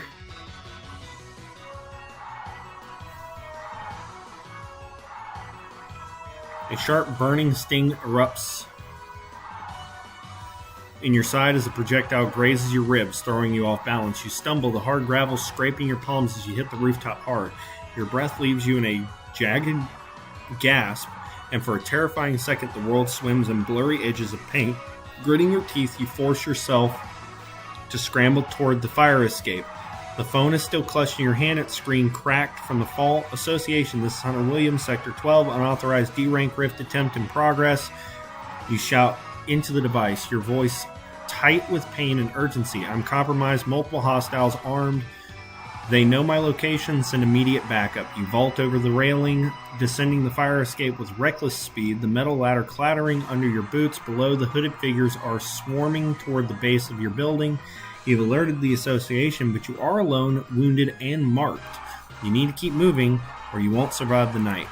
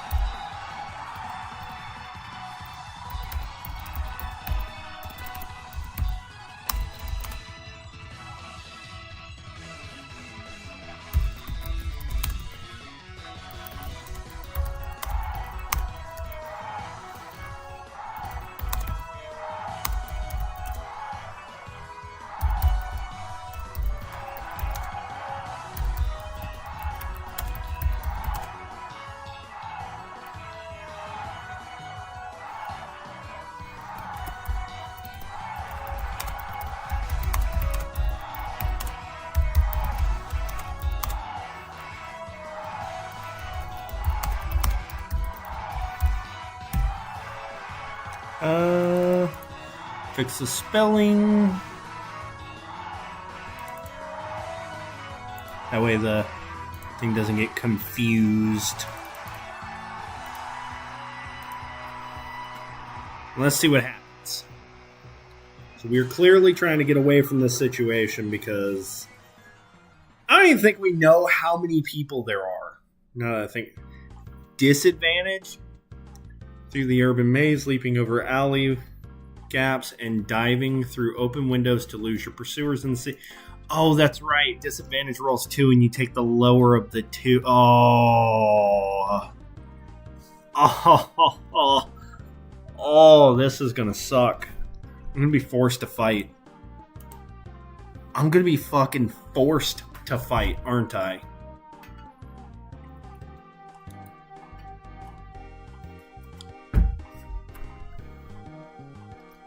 God, this game wants me dead.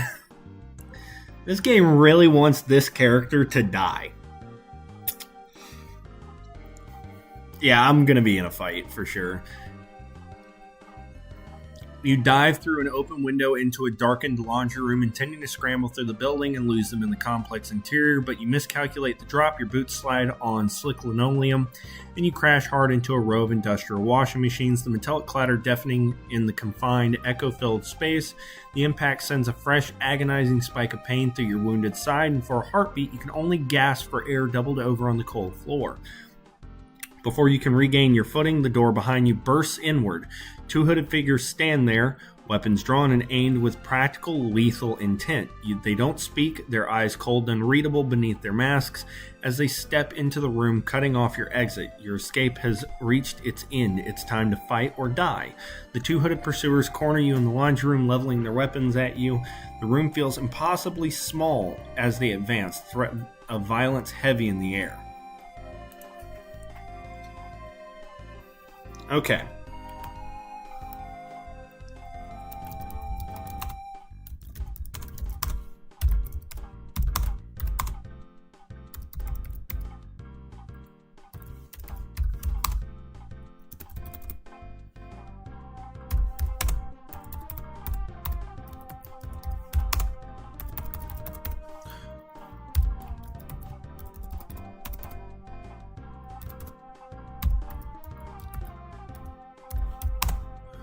Okay, so apparently I just can't spell immediately. Iately. Oh.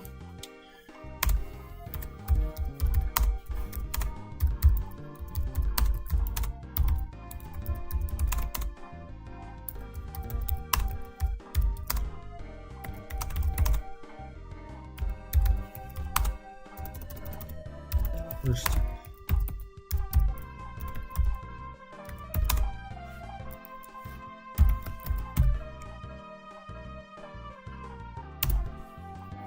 Okay, so we're going to make our first shot.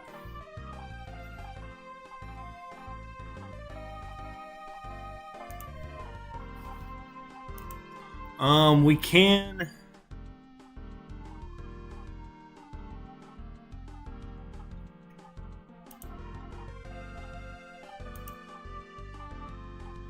Okay, so we do land the hit.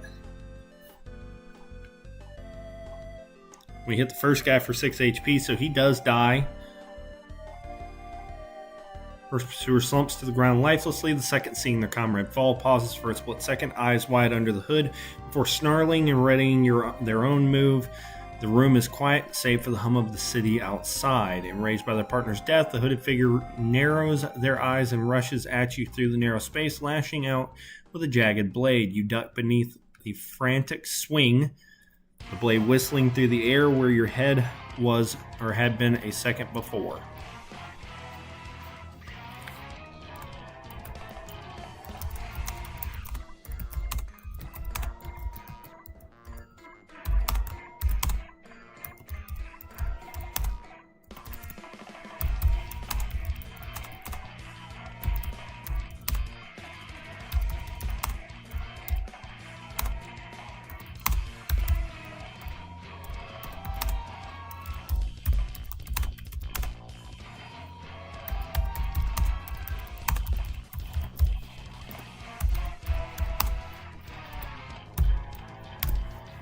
Okay, so 3, 4, 5.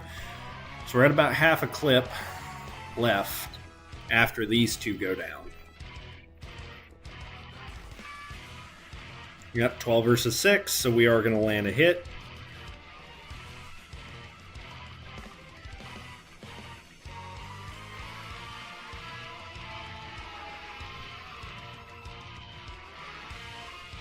Okay, it's going to be 5 HP. He's going to die immediately.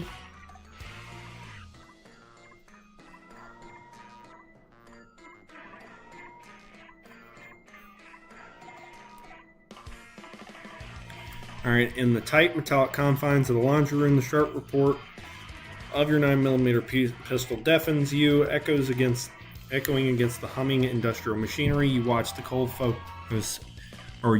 cold focus as your final pursuer crumples, your bullet punching through his ribs with lethal precision.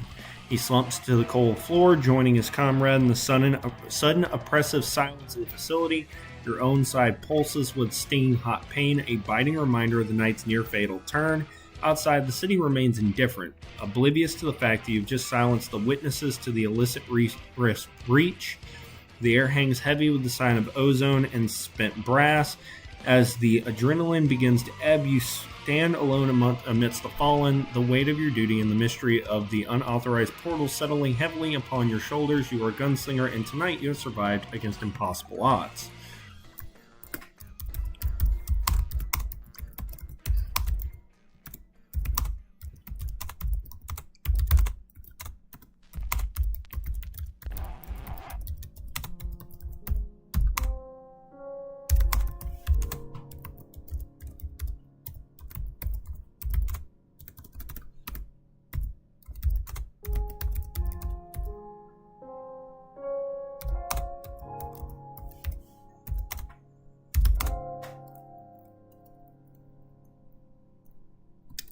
So we're going to search them, see if they have identification cards, recognizable markings, or crests.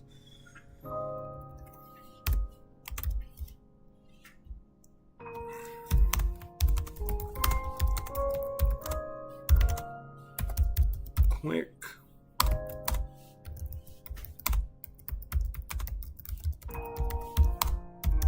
More than...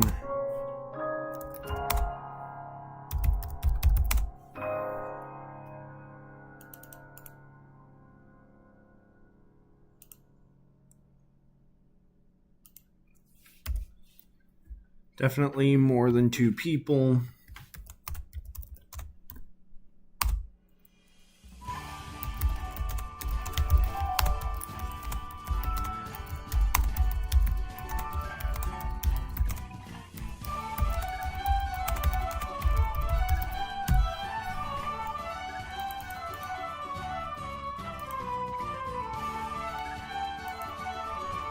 All right, so we're going to search them real quick, see if we can pick up anything that, might identify their bot or like who they were or what they belonged to.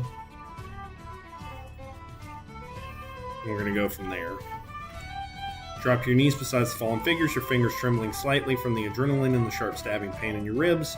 You quickly pat down the first and the second, disregarding the spreading bloodstains on the laundry room floor.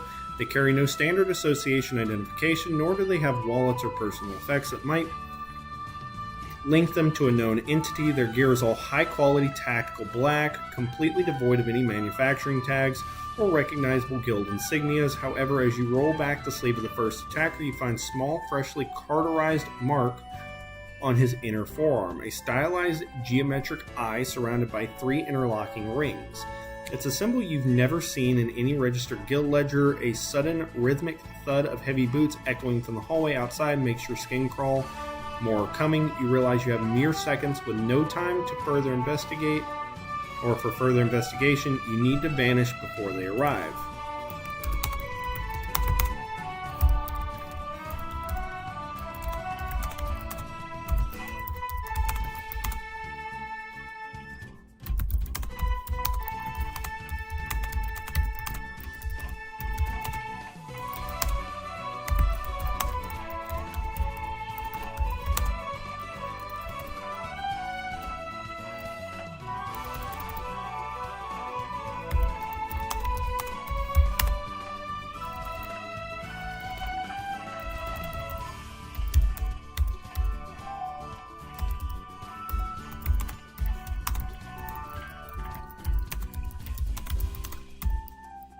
Alright, we need to take a picture of it for the association and continue our escape.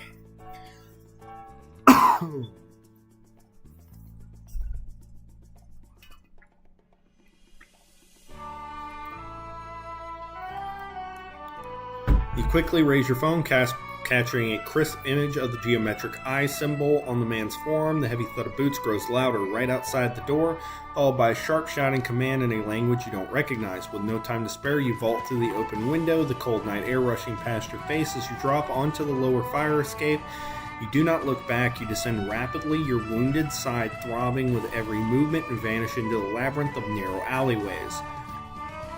The dimly lit corridors. Behind you, you hear the laundry room door splinter inward, followed by angry shouts of discovery. You push yourself harder, forcing your exhausted, injured body through the city maze, putting street after street between you and the pursuers. Hiding in the shadows behind a dumpster several blocks away, you finally pause to catch your breath. Your hands are shaking, and the image of the strange eye symbol feels heavy in your digital archives. You are safe for the moment, but you know that this symbol is the key to the shadow organization you've just stumbled upon. Why does it always gotta be a shadow? Why does this game always gotta create fucking shadow organizations and shit?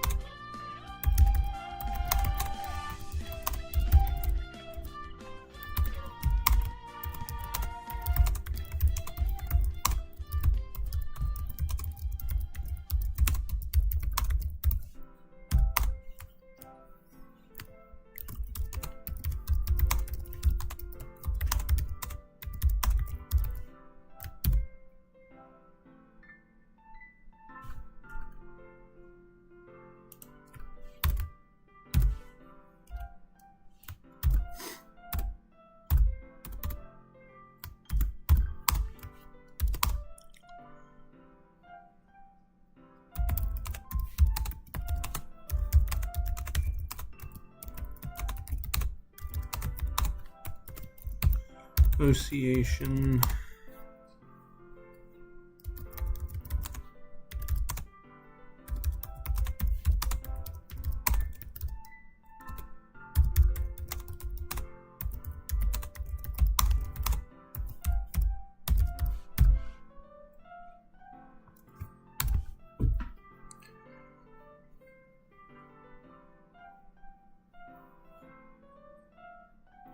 All right. So we want to get the fuck away from Dodge here. Like, we want to be gone.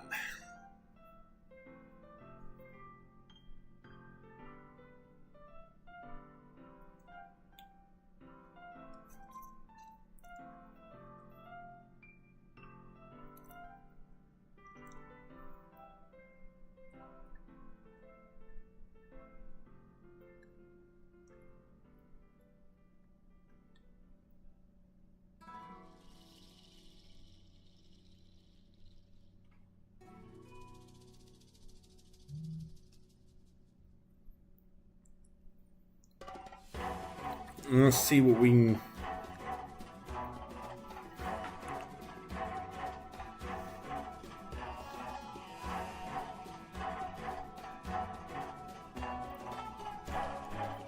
See what we got here. Alright. We got another Vespera. Kindly state your name and identification number. The protocol for emergency reporting requires the completion of Trauma Intake Form 12-B prior to any verbal discourse. Please step back from the desk until the documentation is finalized. It's another interesting...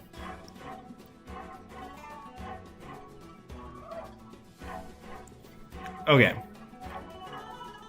You navigate the city's outskirts, the neon glare blurring into adult ache as the adrenaline finally begins to drain from your system. Your side continues to throb, a steady, rhythmic pain that keeps you focused on the goal ahead. Reaching the towering steel and glass headquarters of the association is like stepping into another world. Bright, clinical, and swarming with security personnel in crisp, armored uniforms.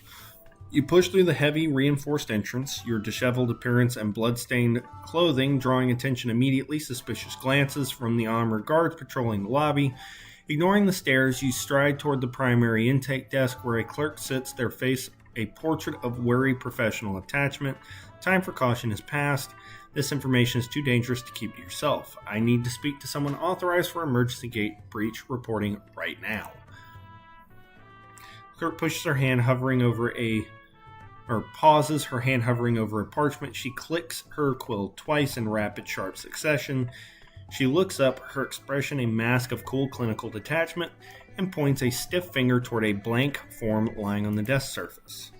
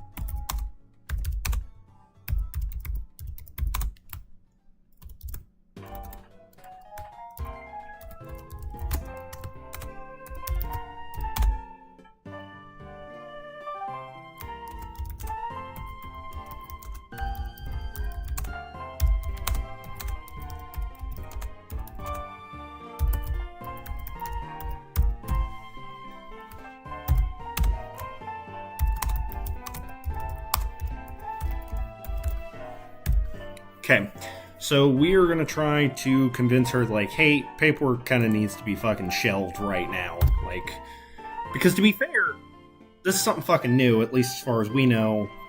There's no telling if that dungeon's going to break sooner rather than later.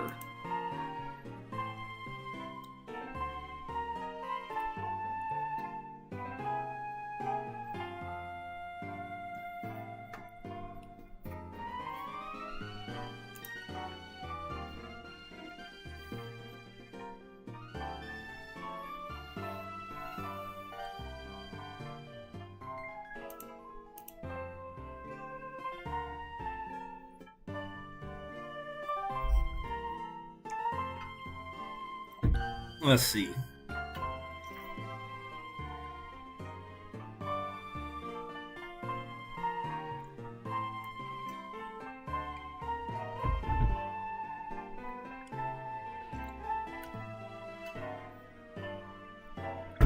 Assessment of urgency is not within your purview. Kindly complete the 12-B form, or I cannot facilitate your request. Security protocols exist precisely to mitigate the risks you claim to fear. Remains unmoved, her gaze fixed on the blank parchment. She taps the desk sharply with her quill twice before sliding the intake form further forward, further toward the edge of the desk, so it is squarely in front of you. She does not look up at your face, focus entirely on the document.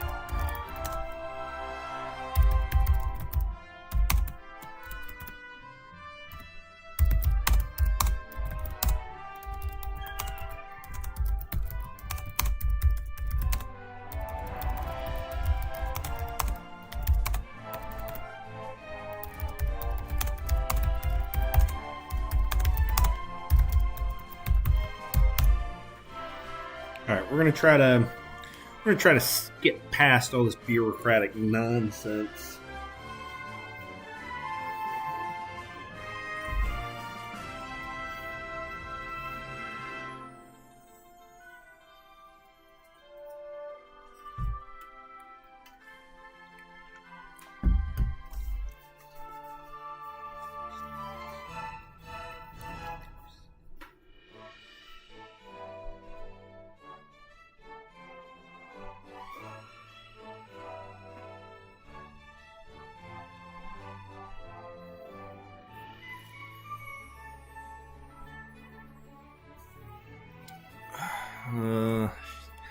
Spine perfectly straight. She sits her quill down, click, click, and rests her palm flat on the desk, actually barricading the space between you and the inner office door. Her eyes remain fixed and cold and unwavering.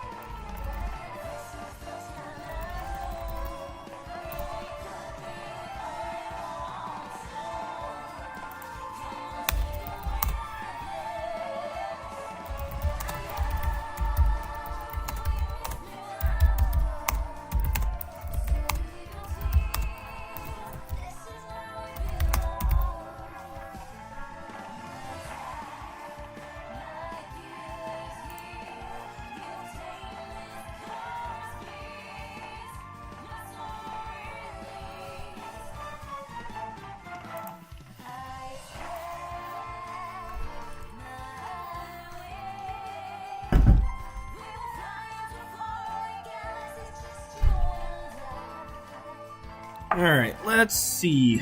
Let's see if we can bypass the bureaucratic nonsense. Because to be fair, this is new territory for their association. Let's see. Yeah, it's gonna be a no. God, Jesus Christ! I think I've failed all but like 2 checks this entire run so far. This is crazy. Alright, so she's going to be a stickler. We're going to have to keep fucking trying to... God, we're going to have to fucking fill out paperwork. A D-rank gate forcibly opened with an unknown device that is remarkably creative fabrication, sir. Kindly refrain from introducing substantiated threat levels into the queue. It does nothing to expedite your intake. Fill out the form or I shall have to note this as a disruption of administrative order. On the desk, not moving an inch despite the sudden slam of your hand. She watches you with a steady, unimpressed gaze, her eyes narrowed slightly. As she speaks, she clicks her quill reaches for her quill and clicks it twice against the wood. Click, click, before gesturing again to the paper. Her posture remains stiff and immovable, obstacle in front of the gate to the inner office.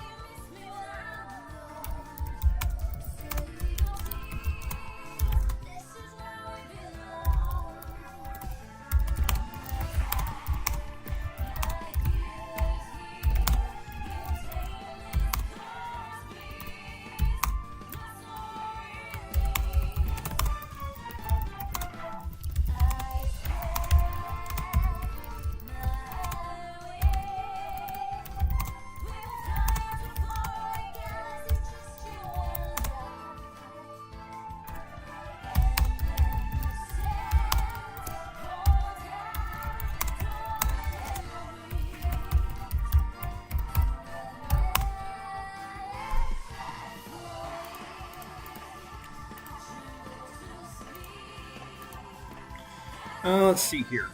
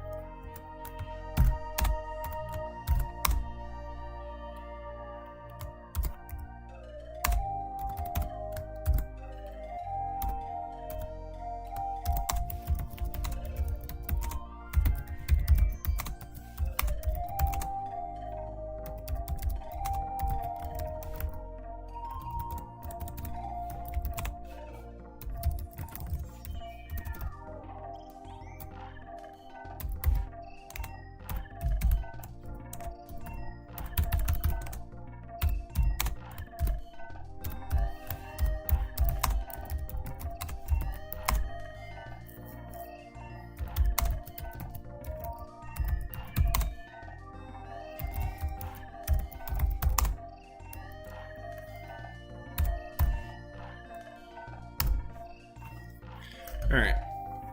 One more attempt before I'm just done.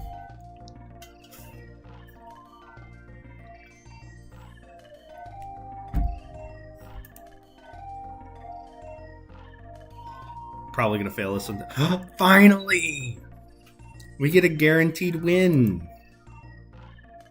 Cool. Probably the evidence and shit kind of sways it.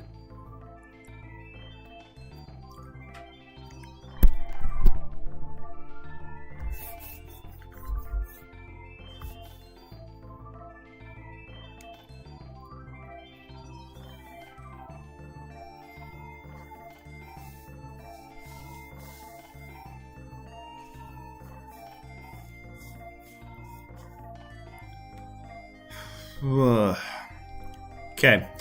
Very well. If you are injured and possess evidence of a containment breach, show me this device immediately. Do not reach for anything else. If this is a misrepresentation of facts, you will face severe consequences for obstructing association operations.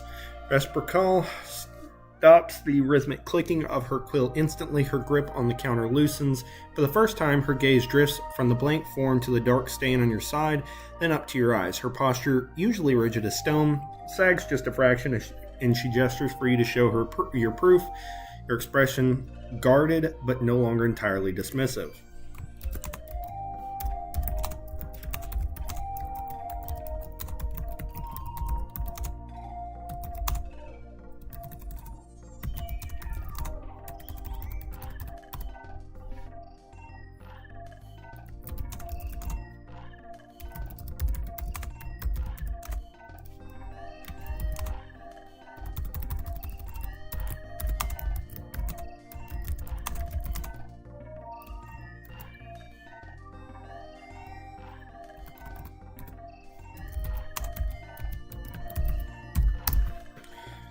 Finally, we got through.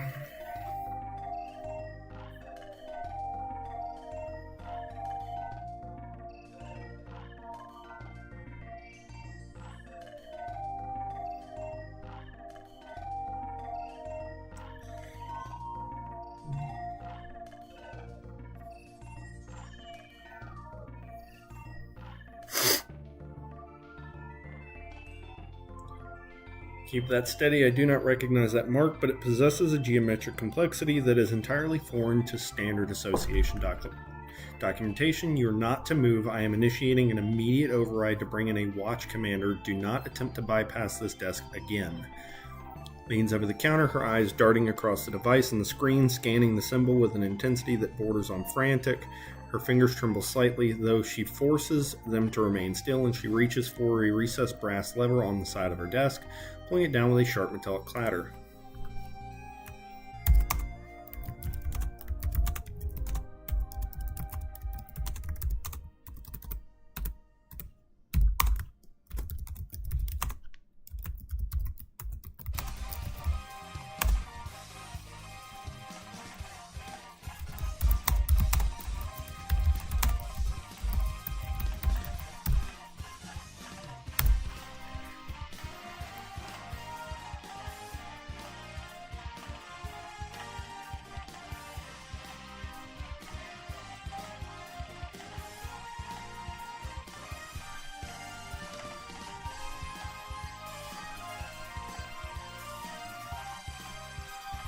Let's see what we get.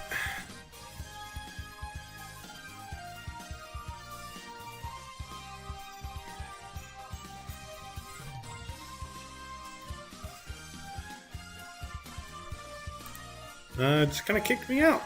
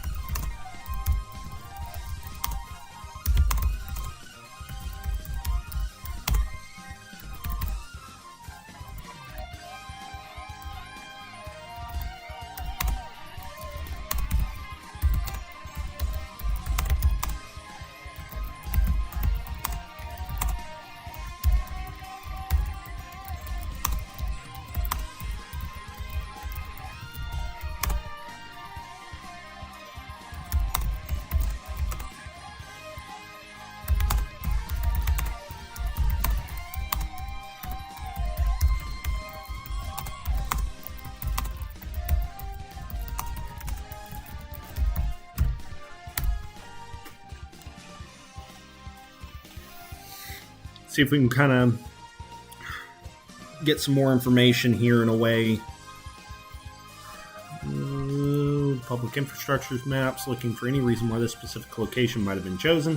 That's going to be a no. We are not going to be able to tell. So as far as we can tell, no. There's no specific reason. is going to be the answer there.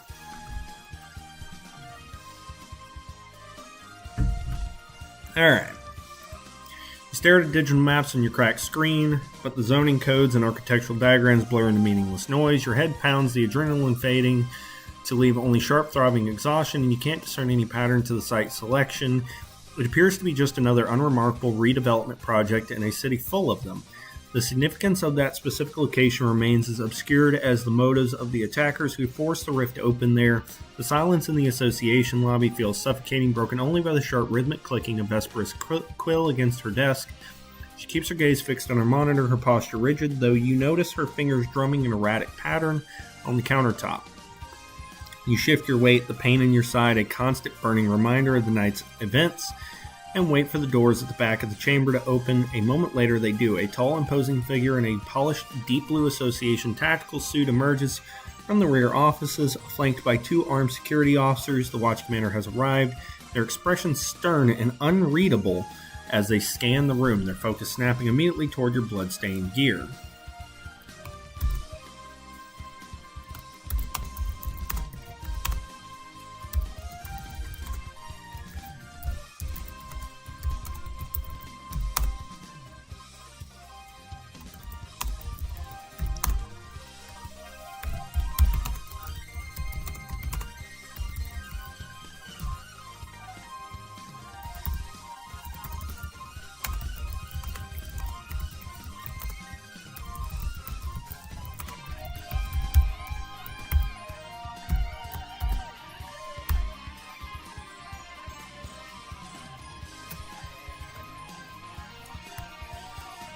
Buh-buh.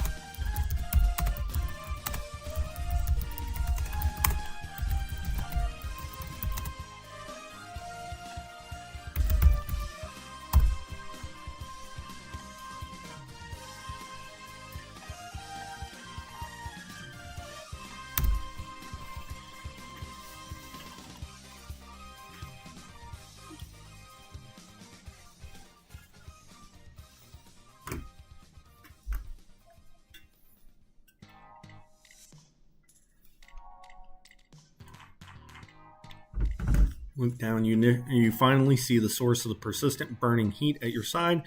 Your dark, functional clothing is soaked through a winding, ominous patch spreading from a jagged tear in the fabric.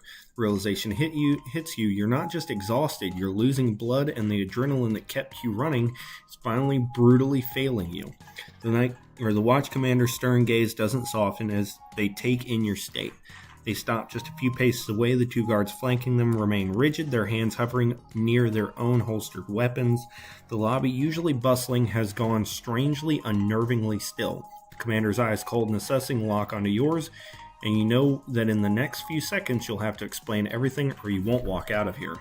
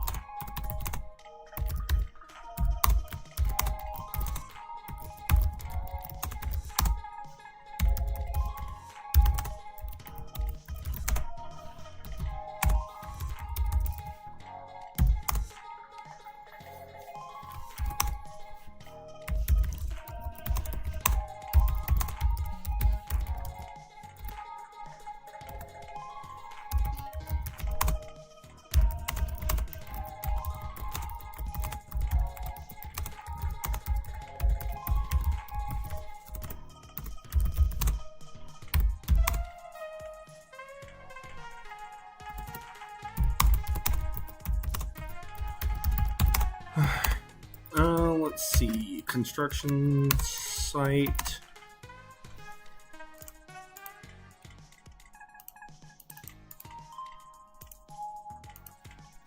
Near area 12-2. Group people closed.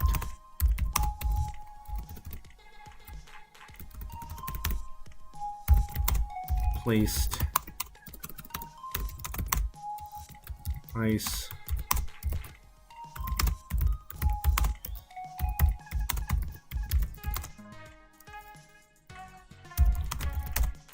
ground. After a sheet.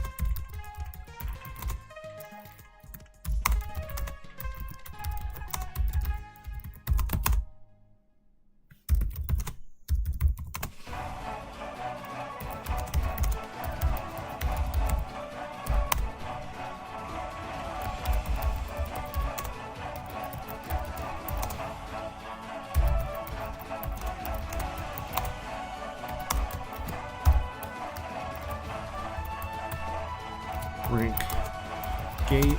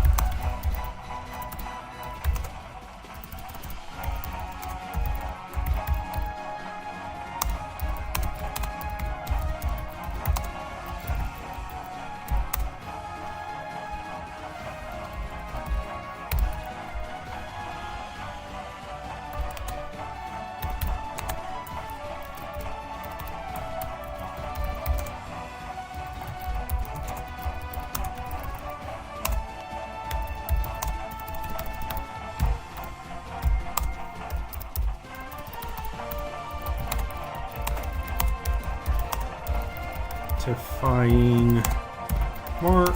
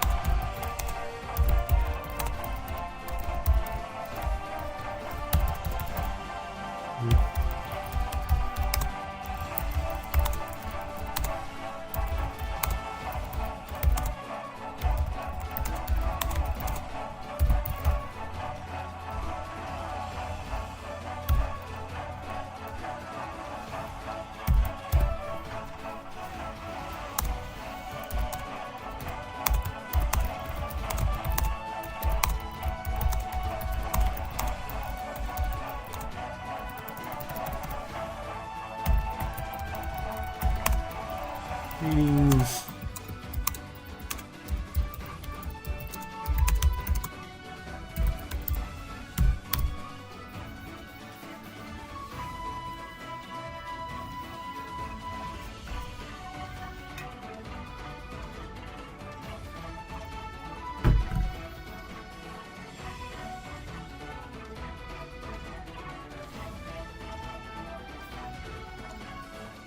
So this ought to be interesting just to kind of see how they respond.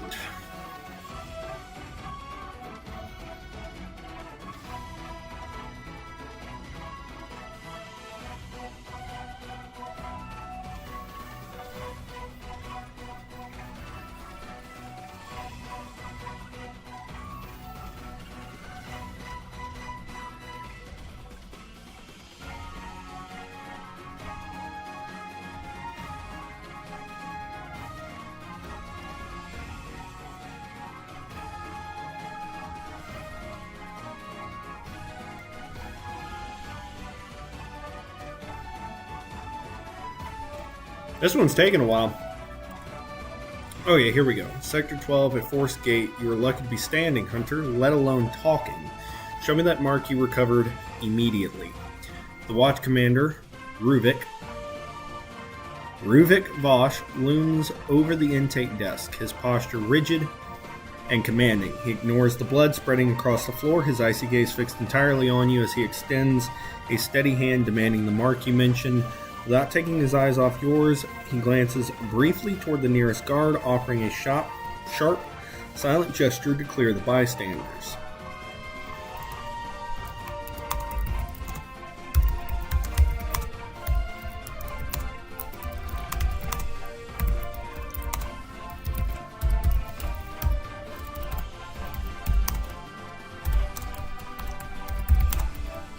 Device.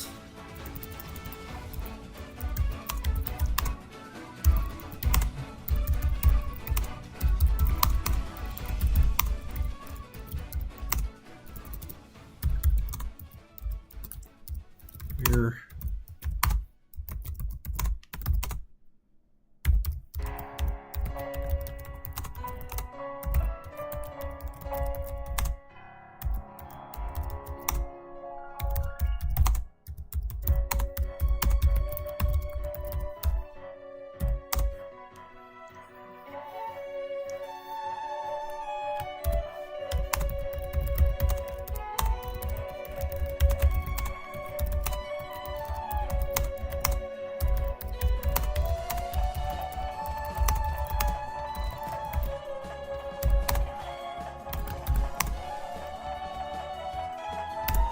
Alright, let's see. Give him a little more information here. See what we get.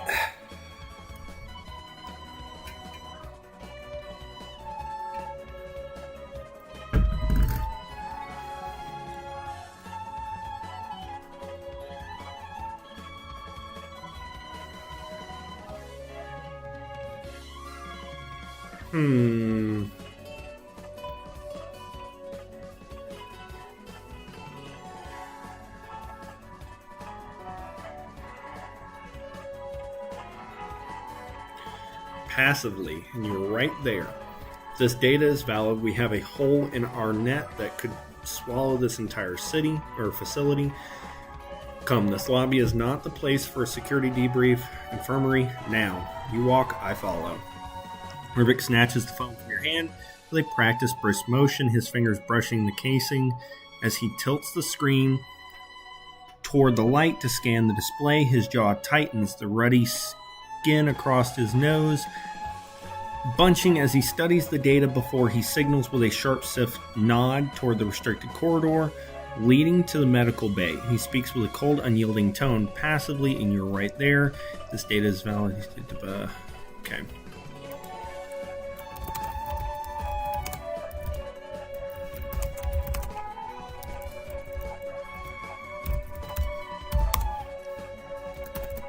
Infirmary.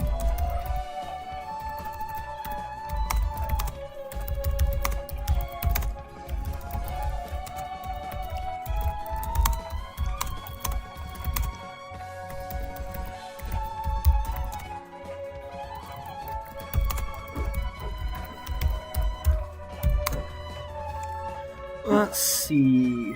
Adrenaline fades completely.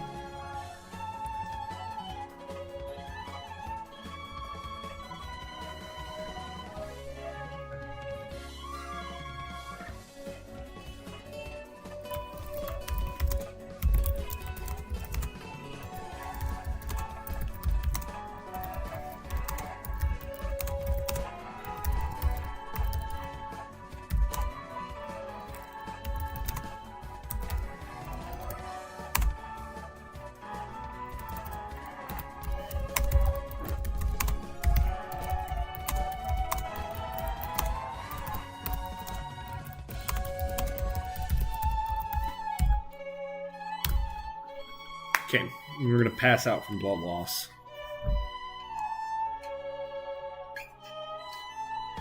It's probably going to kick me from the conversation.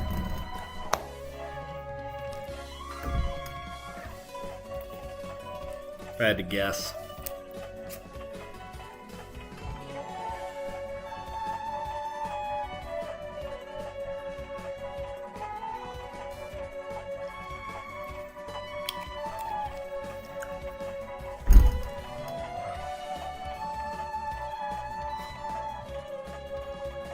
Okay.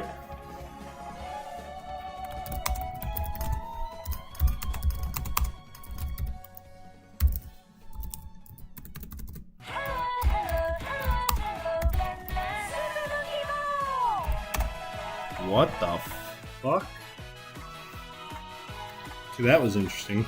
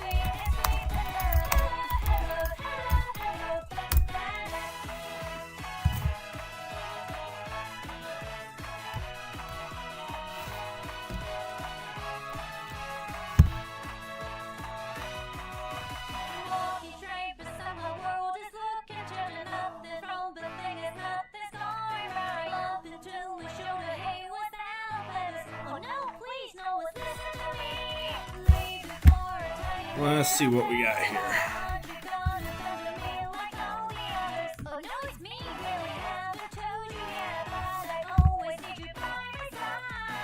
Cool, we got Action Surge. Okay, the sterile white ceiling of the association. Infirmary blurs into focus as you slowly regain consciousness. Your senses return, accompanied by a dull, throbbing ache in your side. Harsh morning light filters through the blinds, casting long, sharp lines across the sterile linoleum of the room. As you instinctively try to push yourself up, a sharp, stinging pain shoots through your abdomen, forcing a ragged breath from your lips as you slump back against the crisp pillows. The room is quiet, the steady rhythmic beep of a nearby heart monitor being the only sound. Ruvik Vosh, the watch commander you spoke with, sits in a chair near the window, his attention fixed on a digital tablet as he reviews the data you provided. He looks up the moment he notices you stir, his expression serious and devoid of the clinical detachment he displayed earlier in the lobby. He sets the tablet aside and leans forward, his voice low and firm. You're lucky to be alive, Hunter. The debrief can wait, but first I need to know, how much can you remember of the device that opened the gate?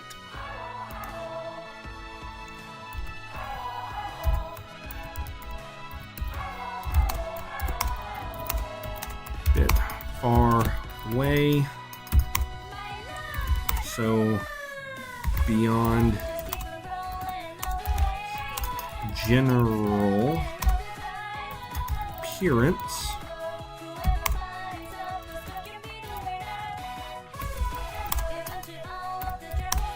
Not much.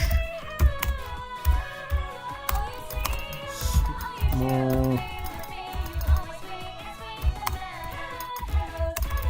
Size.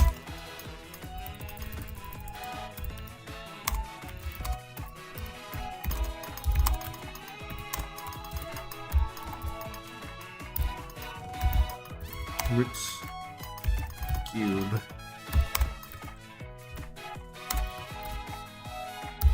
Silver.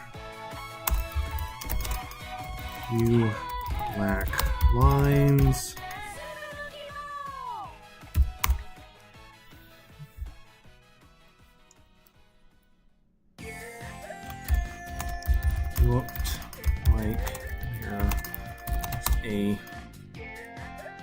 blue screen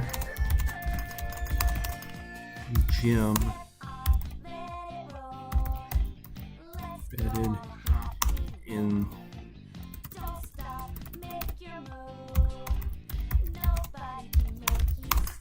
top of the device. Not IE. Okay.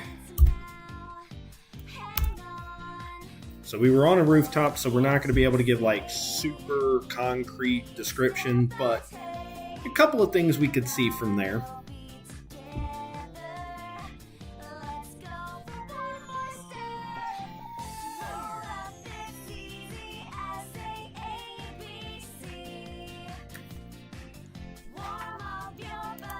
Okay. Yeah, I know. Gently, his expression darkening as he absorbs the details of the device you described. He takes a slow breath. The seriousness of your report clearly weighing heavily on him. He jots down some notes on his tablet. His movement sharp and precise before he looks back at you, his eyes hard.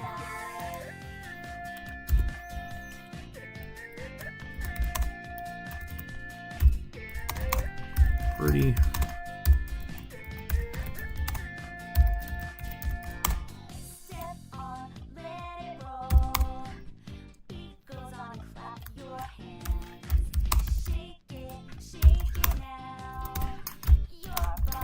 Seem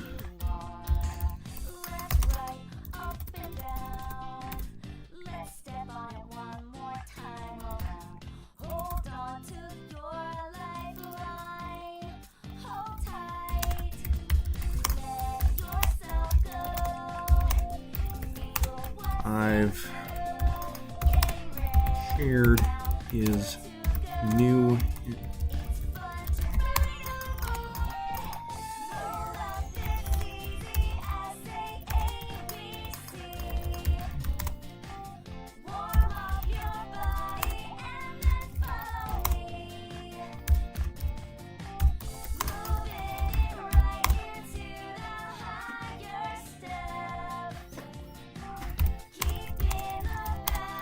play.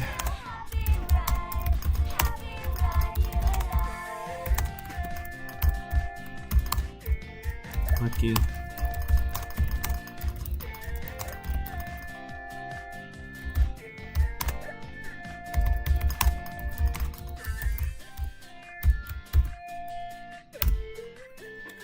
Right, yeah, he keeps acting like none of this is new. Like, he doesn't have, like, a lot of the way they're going about this sounds like he's gotten several reports. And he said, I'm lucky to be alive multiple times.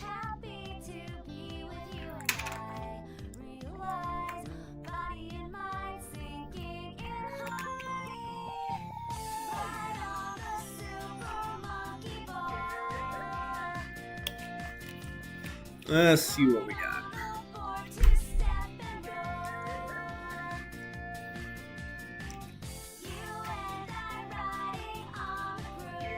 Mission sequence. Scoring pages until they form a perfectly flush stack. He sets. Okay. Rubik taps his finger against the edge of the standardized logbook, squaring the pages until they form a perfectly flush stack. He sets the book on the sterile bedside table with a deliberate, soft thud and leans in toward you, his expression unreadable and tight.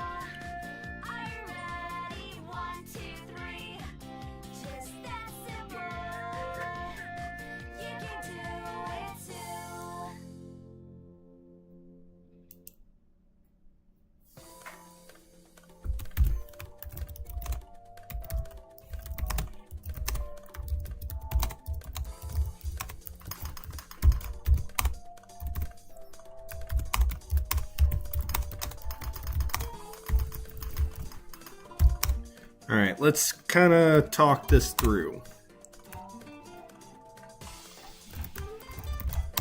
I arrived. I could see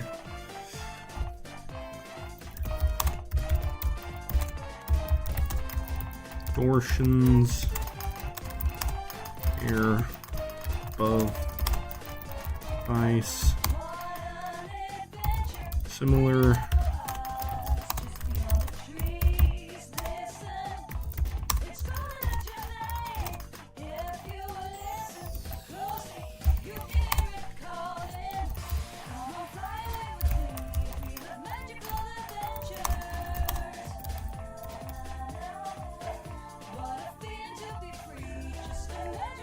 Similar to what you see when heat distorts the air.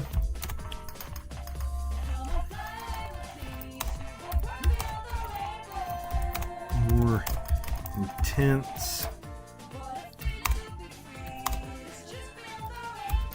Lit crack began to form.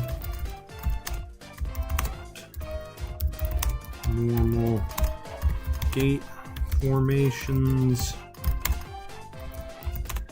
One most force to open wider.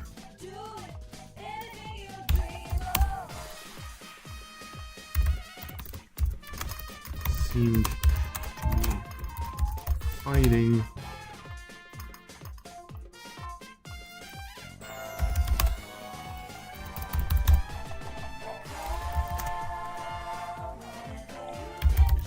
Nation.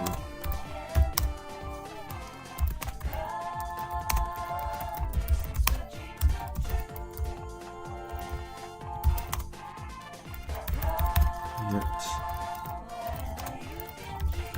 I realized that it was.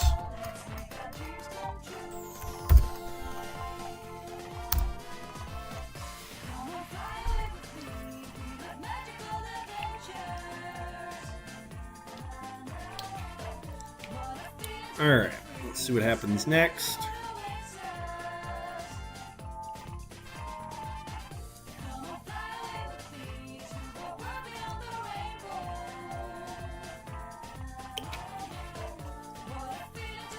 So, given that, probably going to do away with the music, forced open that suggests an external anchor point rather than a resonance collapse. Did the device emit a distinct sound or vibration before the visual distortion occurred? Pulls his logbook into his lap, his jaw tightening. He uncaps a pen with a sharp click and writes in rapid, angular strokes. He stops mid-sentence, his pen hovering as he processes the information before he pins you with a cold, intense stare.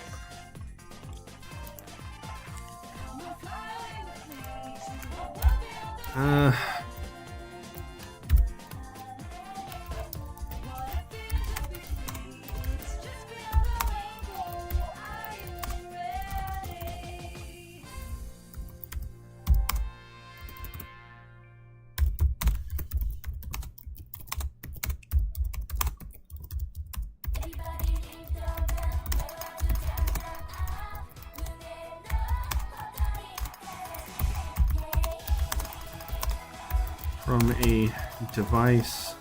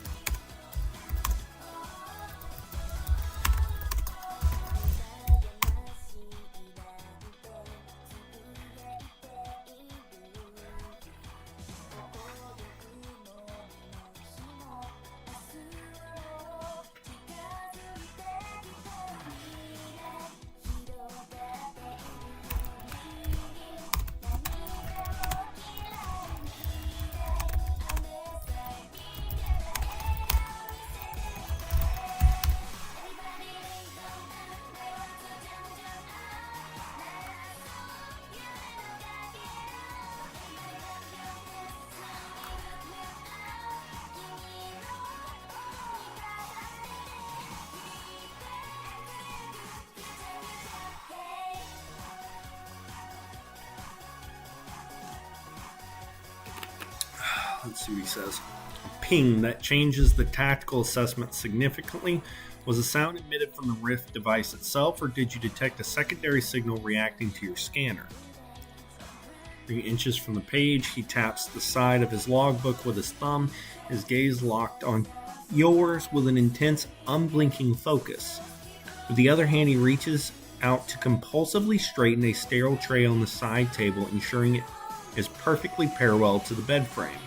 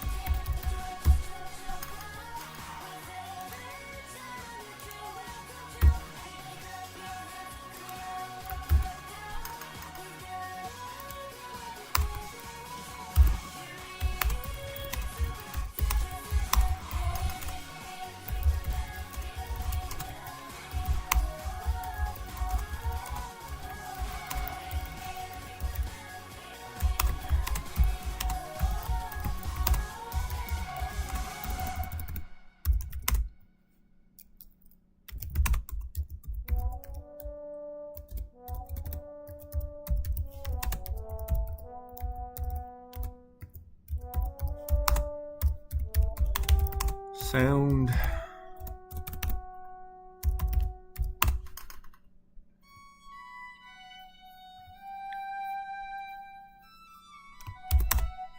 Don't.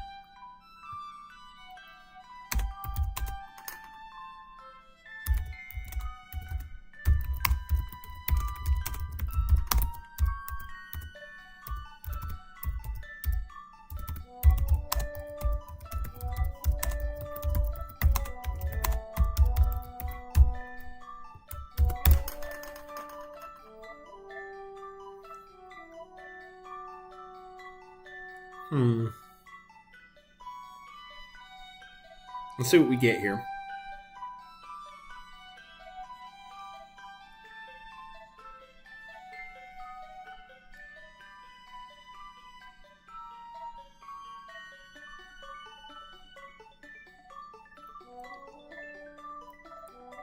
If they keyed into your scanner's signature, they weren't just running a breach, they were waiting for someone to notice. Describe these figures' clothing, height, how they moved. Don't leave out any details, no matter how insignificant. It's the edge of the clipboard until his knuckles whiten, his eyes darting toward the heart monitor for a fraction of a second before snapping back to you. He taps the pen against his chin, his breathing shallow, then abruptly reaches out to shift the position of a metal tray on the bedside table by a mere millimeter to align it perfectly with the room's floor tiles.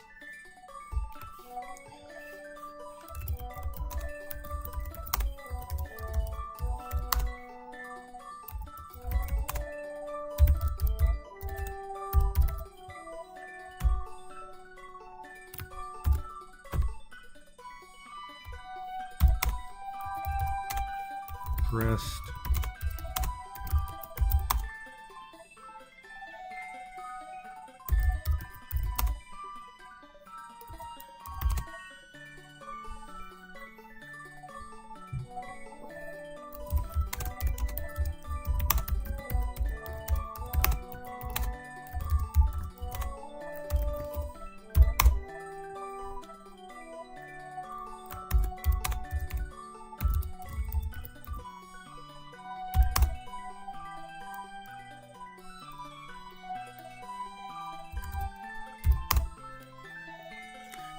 Let's see here.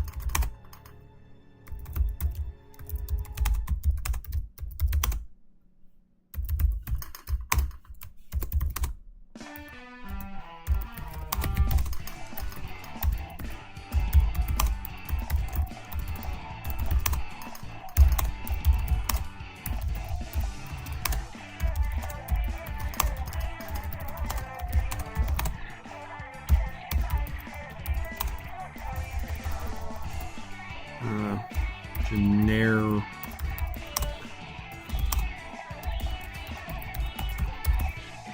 Untraceable.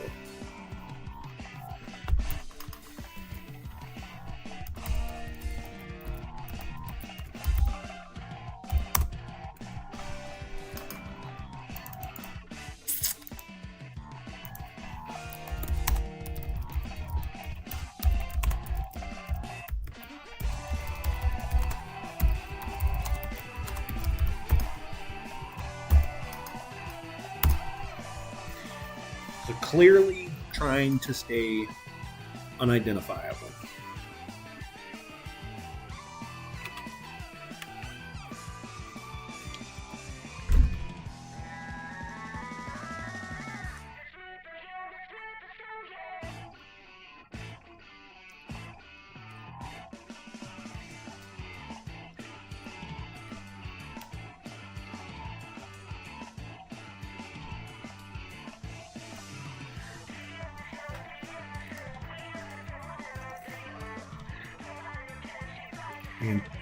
Okay, untraceable professional work. If they were that well scrubbed, your survival is an anomaly, not a lucky break.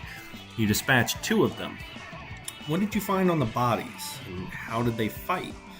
Did they use traditional martial forms, or something unnatural?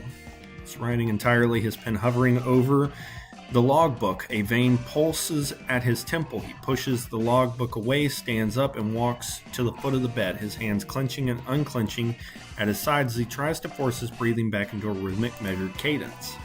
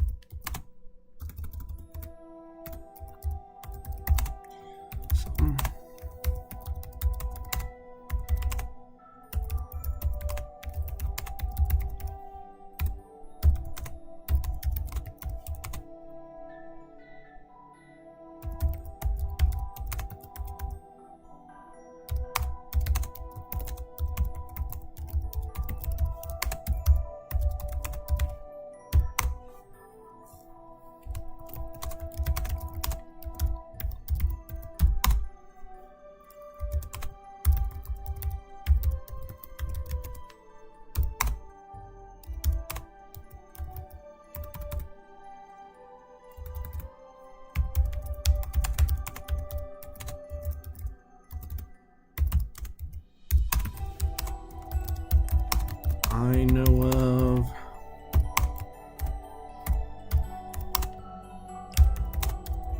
them.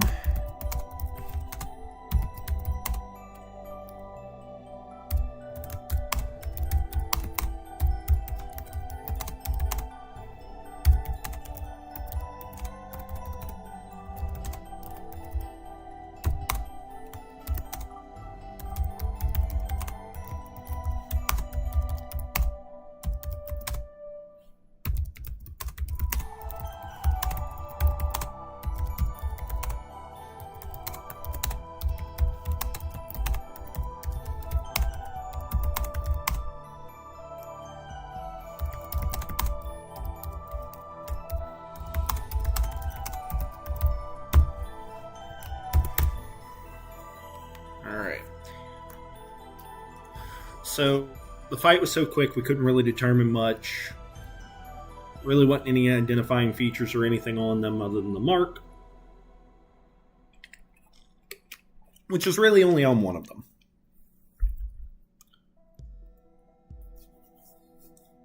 See what he says in response. Show me the picture immediately. If there is a mark, that is the only piece of evidence that matters right now. Do you have the device on you, or was it confiscated when you arrived? Stops pacing at the foot of the bed. He pivots sharply, his boots clicking hard against the sterile floor. He strides back to the bedside, his hands dropping to his sides, clenching into fists, his eyes burning with a sudden sharp intensity as he waits for your response.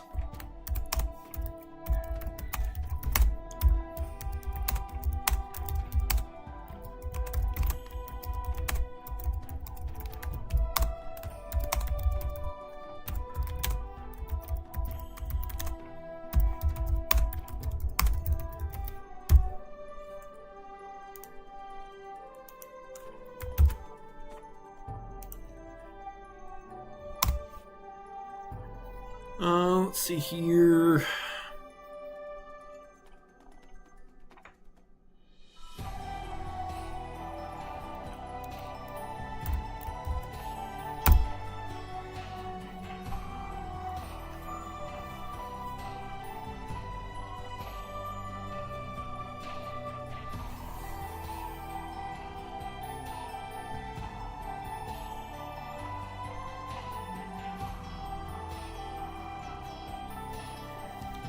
Let's see what he says.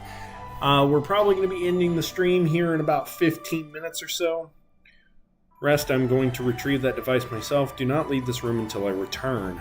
Ruvik abruptly stands and smooths his uniform, the earlier tension in his shoulders replaced by a cold, singular drive.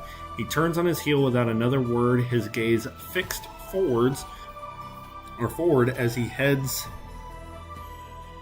for the door, leaving the sterile infirmary behind. Ruvik Voss leaves the conversation.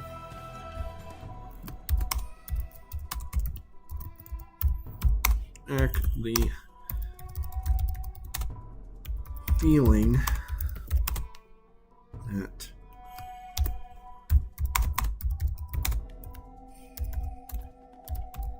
or something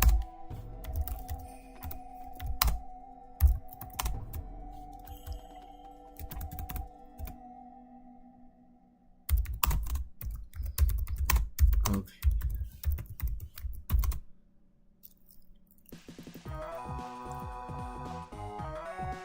nine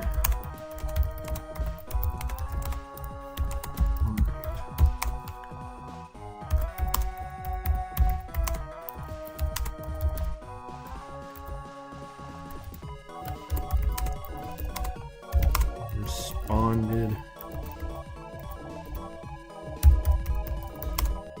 to everything said. Was he more than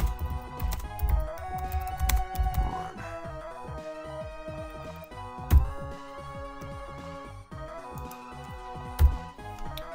Okay.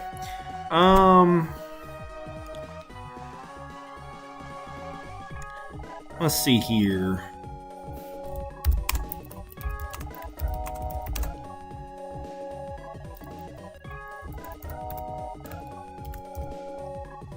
Pick to return.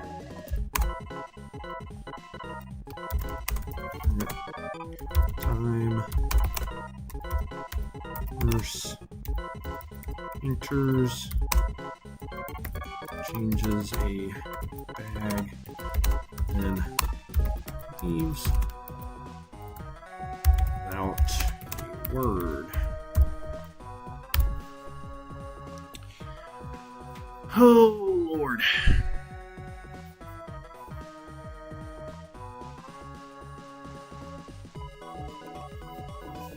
Let's see.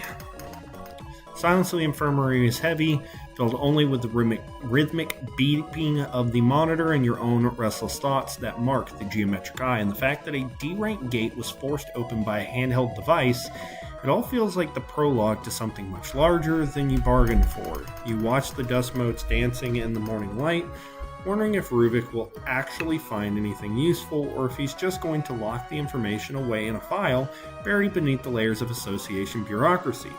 Your gaze shifts toward the closed door, expecting it to open at any second. The nurse's swift, silent work left a lingering scent of antiseptic in the air, a sterile reminder of how close you came to never walking out of that construction site at all.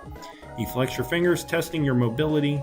The soreness in your side still a dull, persistent anchor holding you to the bed. Every minute Ruvik is gone, your unease grows. The association knows something about this eye, and they are doing their best to keep it hidden.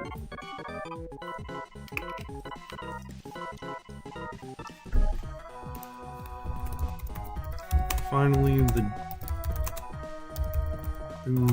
and Ruvik re-enters. Let's go ahead and move this forward. Because if I just sit there and act like I'm waiting forever, they're just going to keep playing with the waiting, and I don't want to do that. Not wasting a bunch of messages on that shit. So yeah, I think I'm going to chop these up into like 20-minute installations or whatever. If you remember the device that opened the gate. We just had this conversation, bitch. The pneumatic door slides open with a soft mechanical hiss and Ruvik steps into the quiet infirmary. He looks starkly different than when he left. The clinical practice precision is gone, replaced by a strained, hurried posture. He clutches your damaged association phone in one hand and his tablet in the other, his reddish blonde beard slightly disheveled, as if he'd been pacing intensely in the hallway while waiting for an update. He doesn't offer a greeting, his eyes meeting yours with a grim, hard intensity that makes the air in the room suddenly feel suddenly dangerously thin. He walks to the edge of your bed, placing the recovered phone on the side table with a finality that suggests the contents have confirmed his worst fears. The atmosphere in the room shifts instantly. The sterile quiet now permeated by a palpable, urgent tension as he looks down at you, waiting for you to acknowledge his return.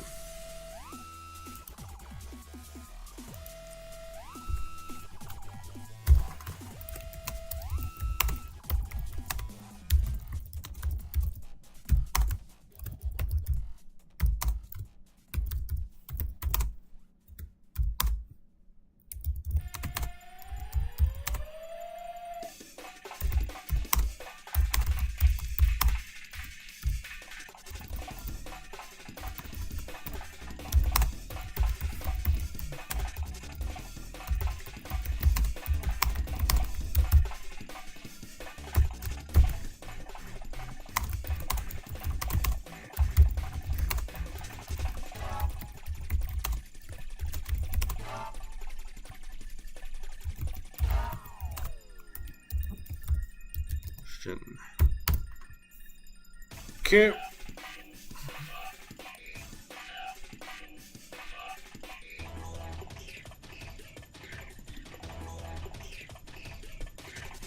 See what he does or what he says here.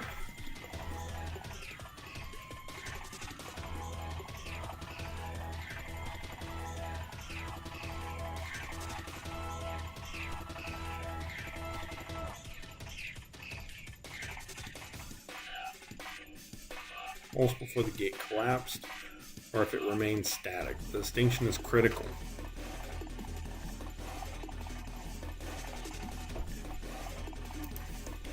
Ruvik ignores the irritation in your voice, his fingers tapping sharply against the frame of his tablet. He steps closer to the bed, the metallic heel of his boot clicking rhythmically on the sterile floor tiles, his gaze intense and unblinking as he waits for your response. Collapse?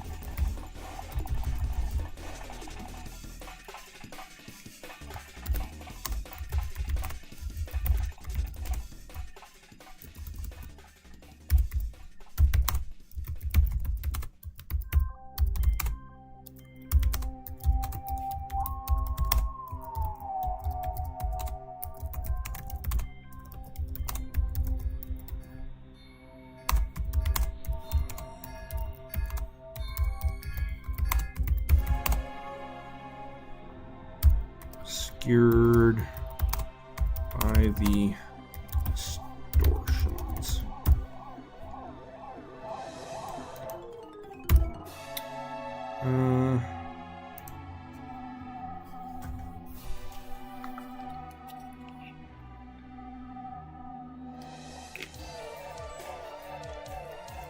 Yeah, I never said it collapsed, buddy.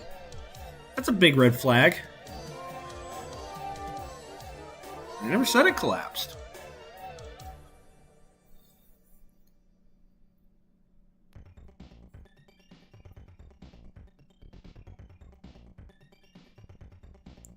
Attack, the danger is orders of magnitude higher than anticipated.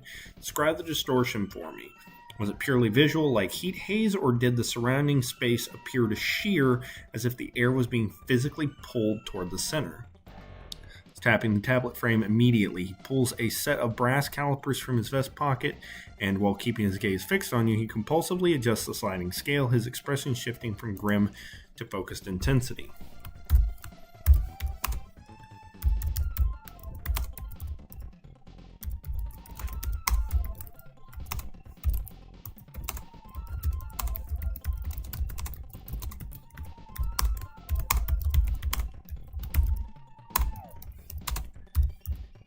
Physical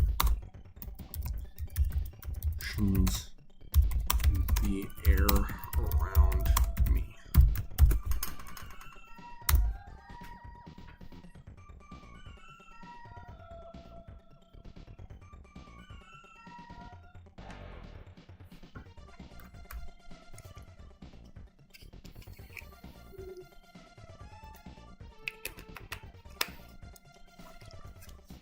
C.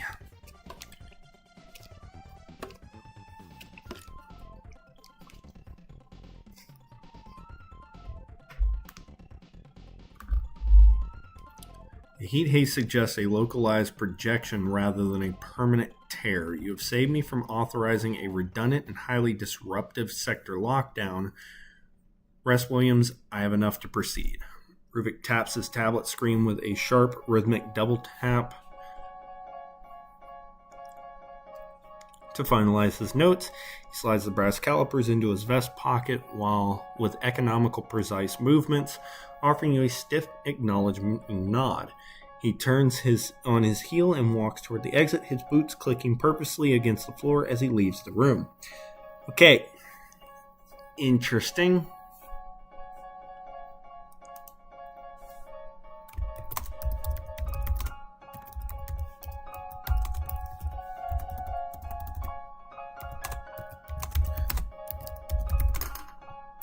Event.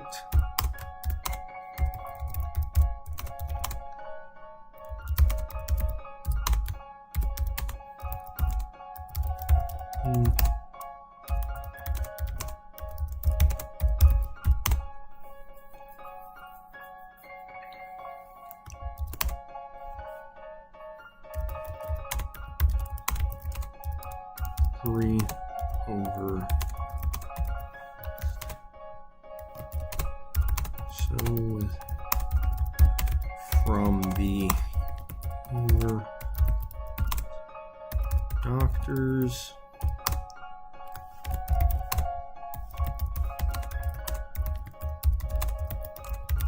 the done stages.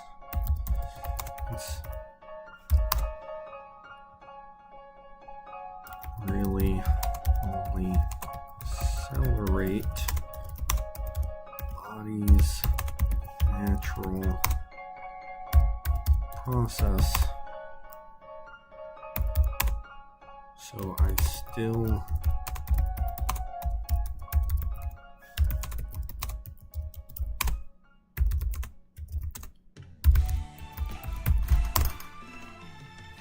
process.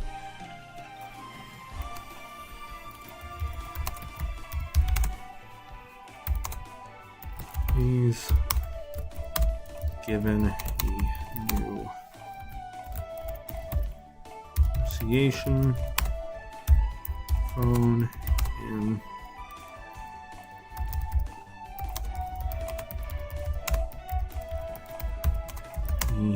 if needed.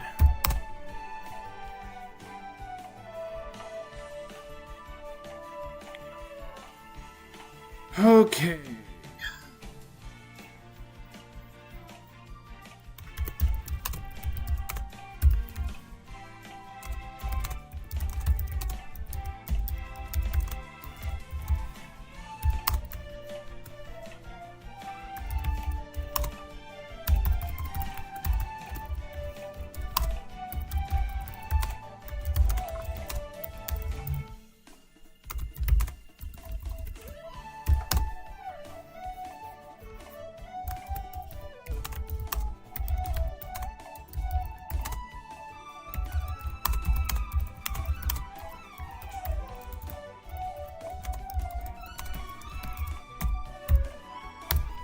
Okay, let's do that.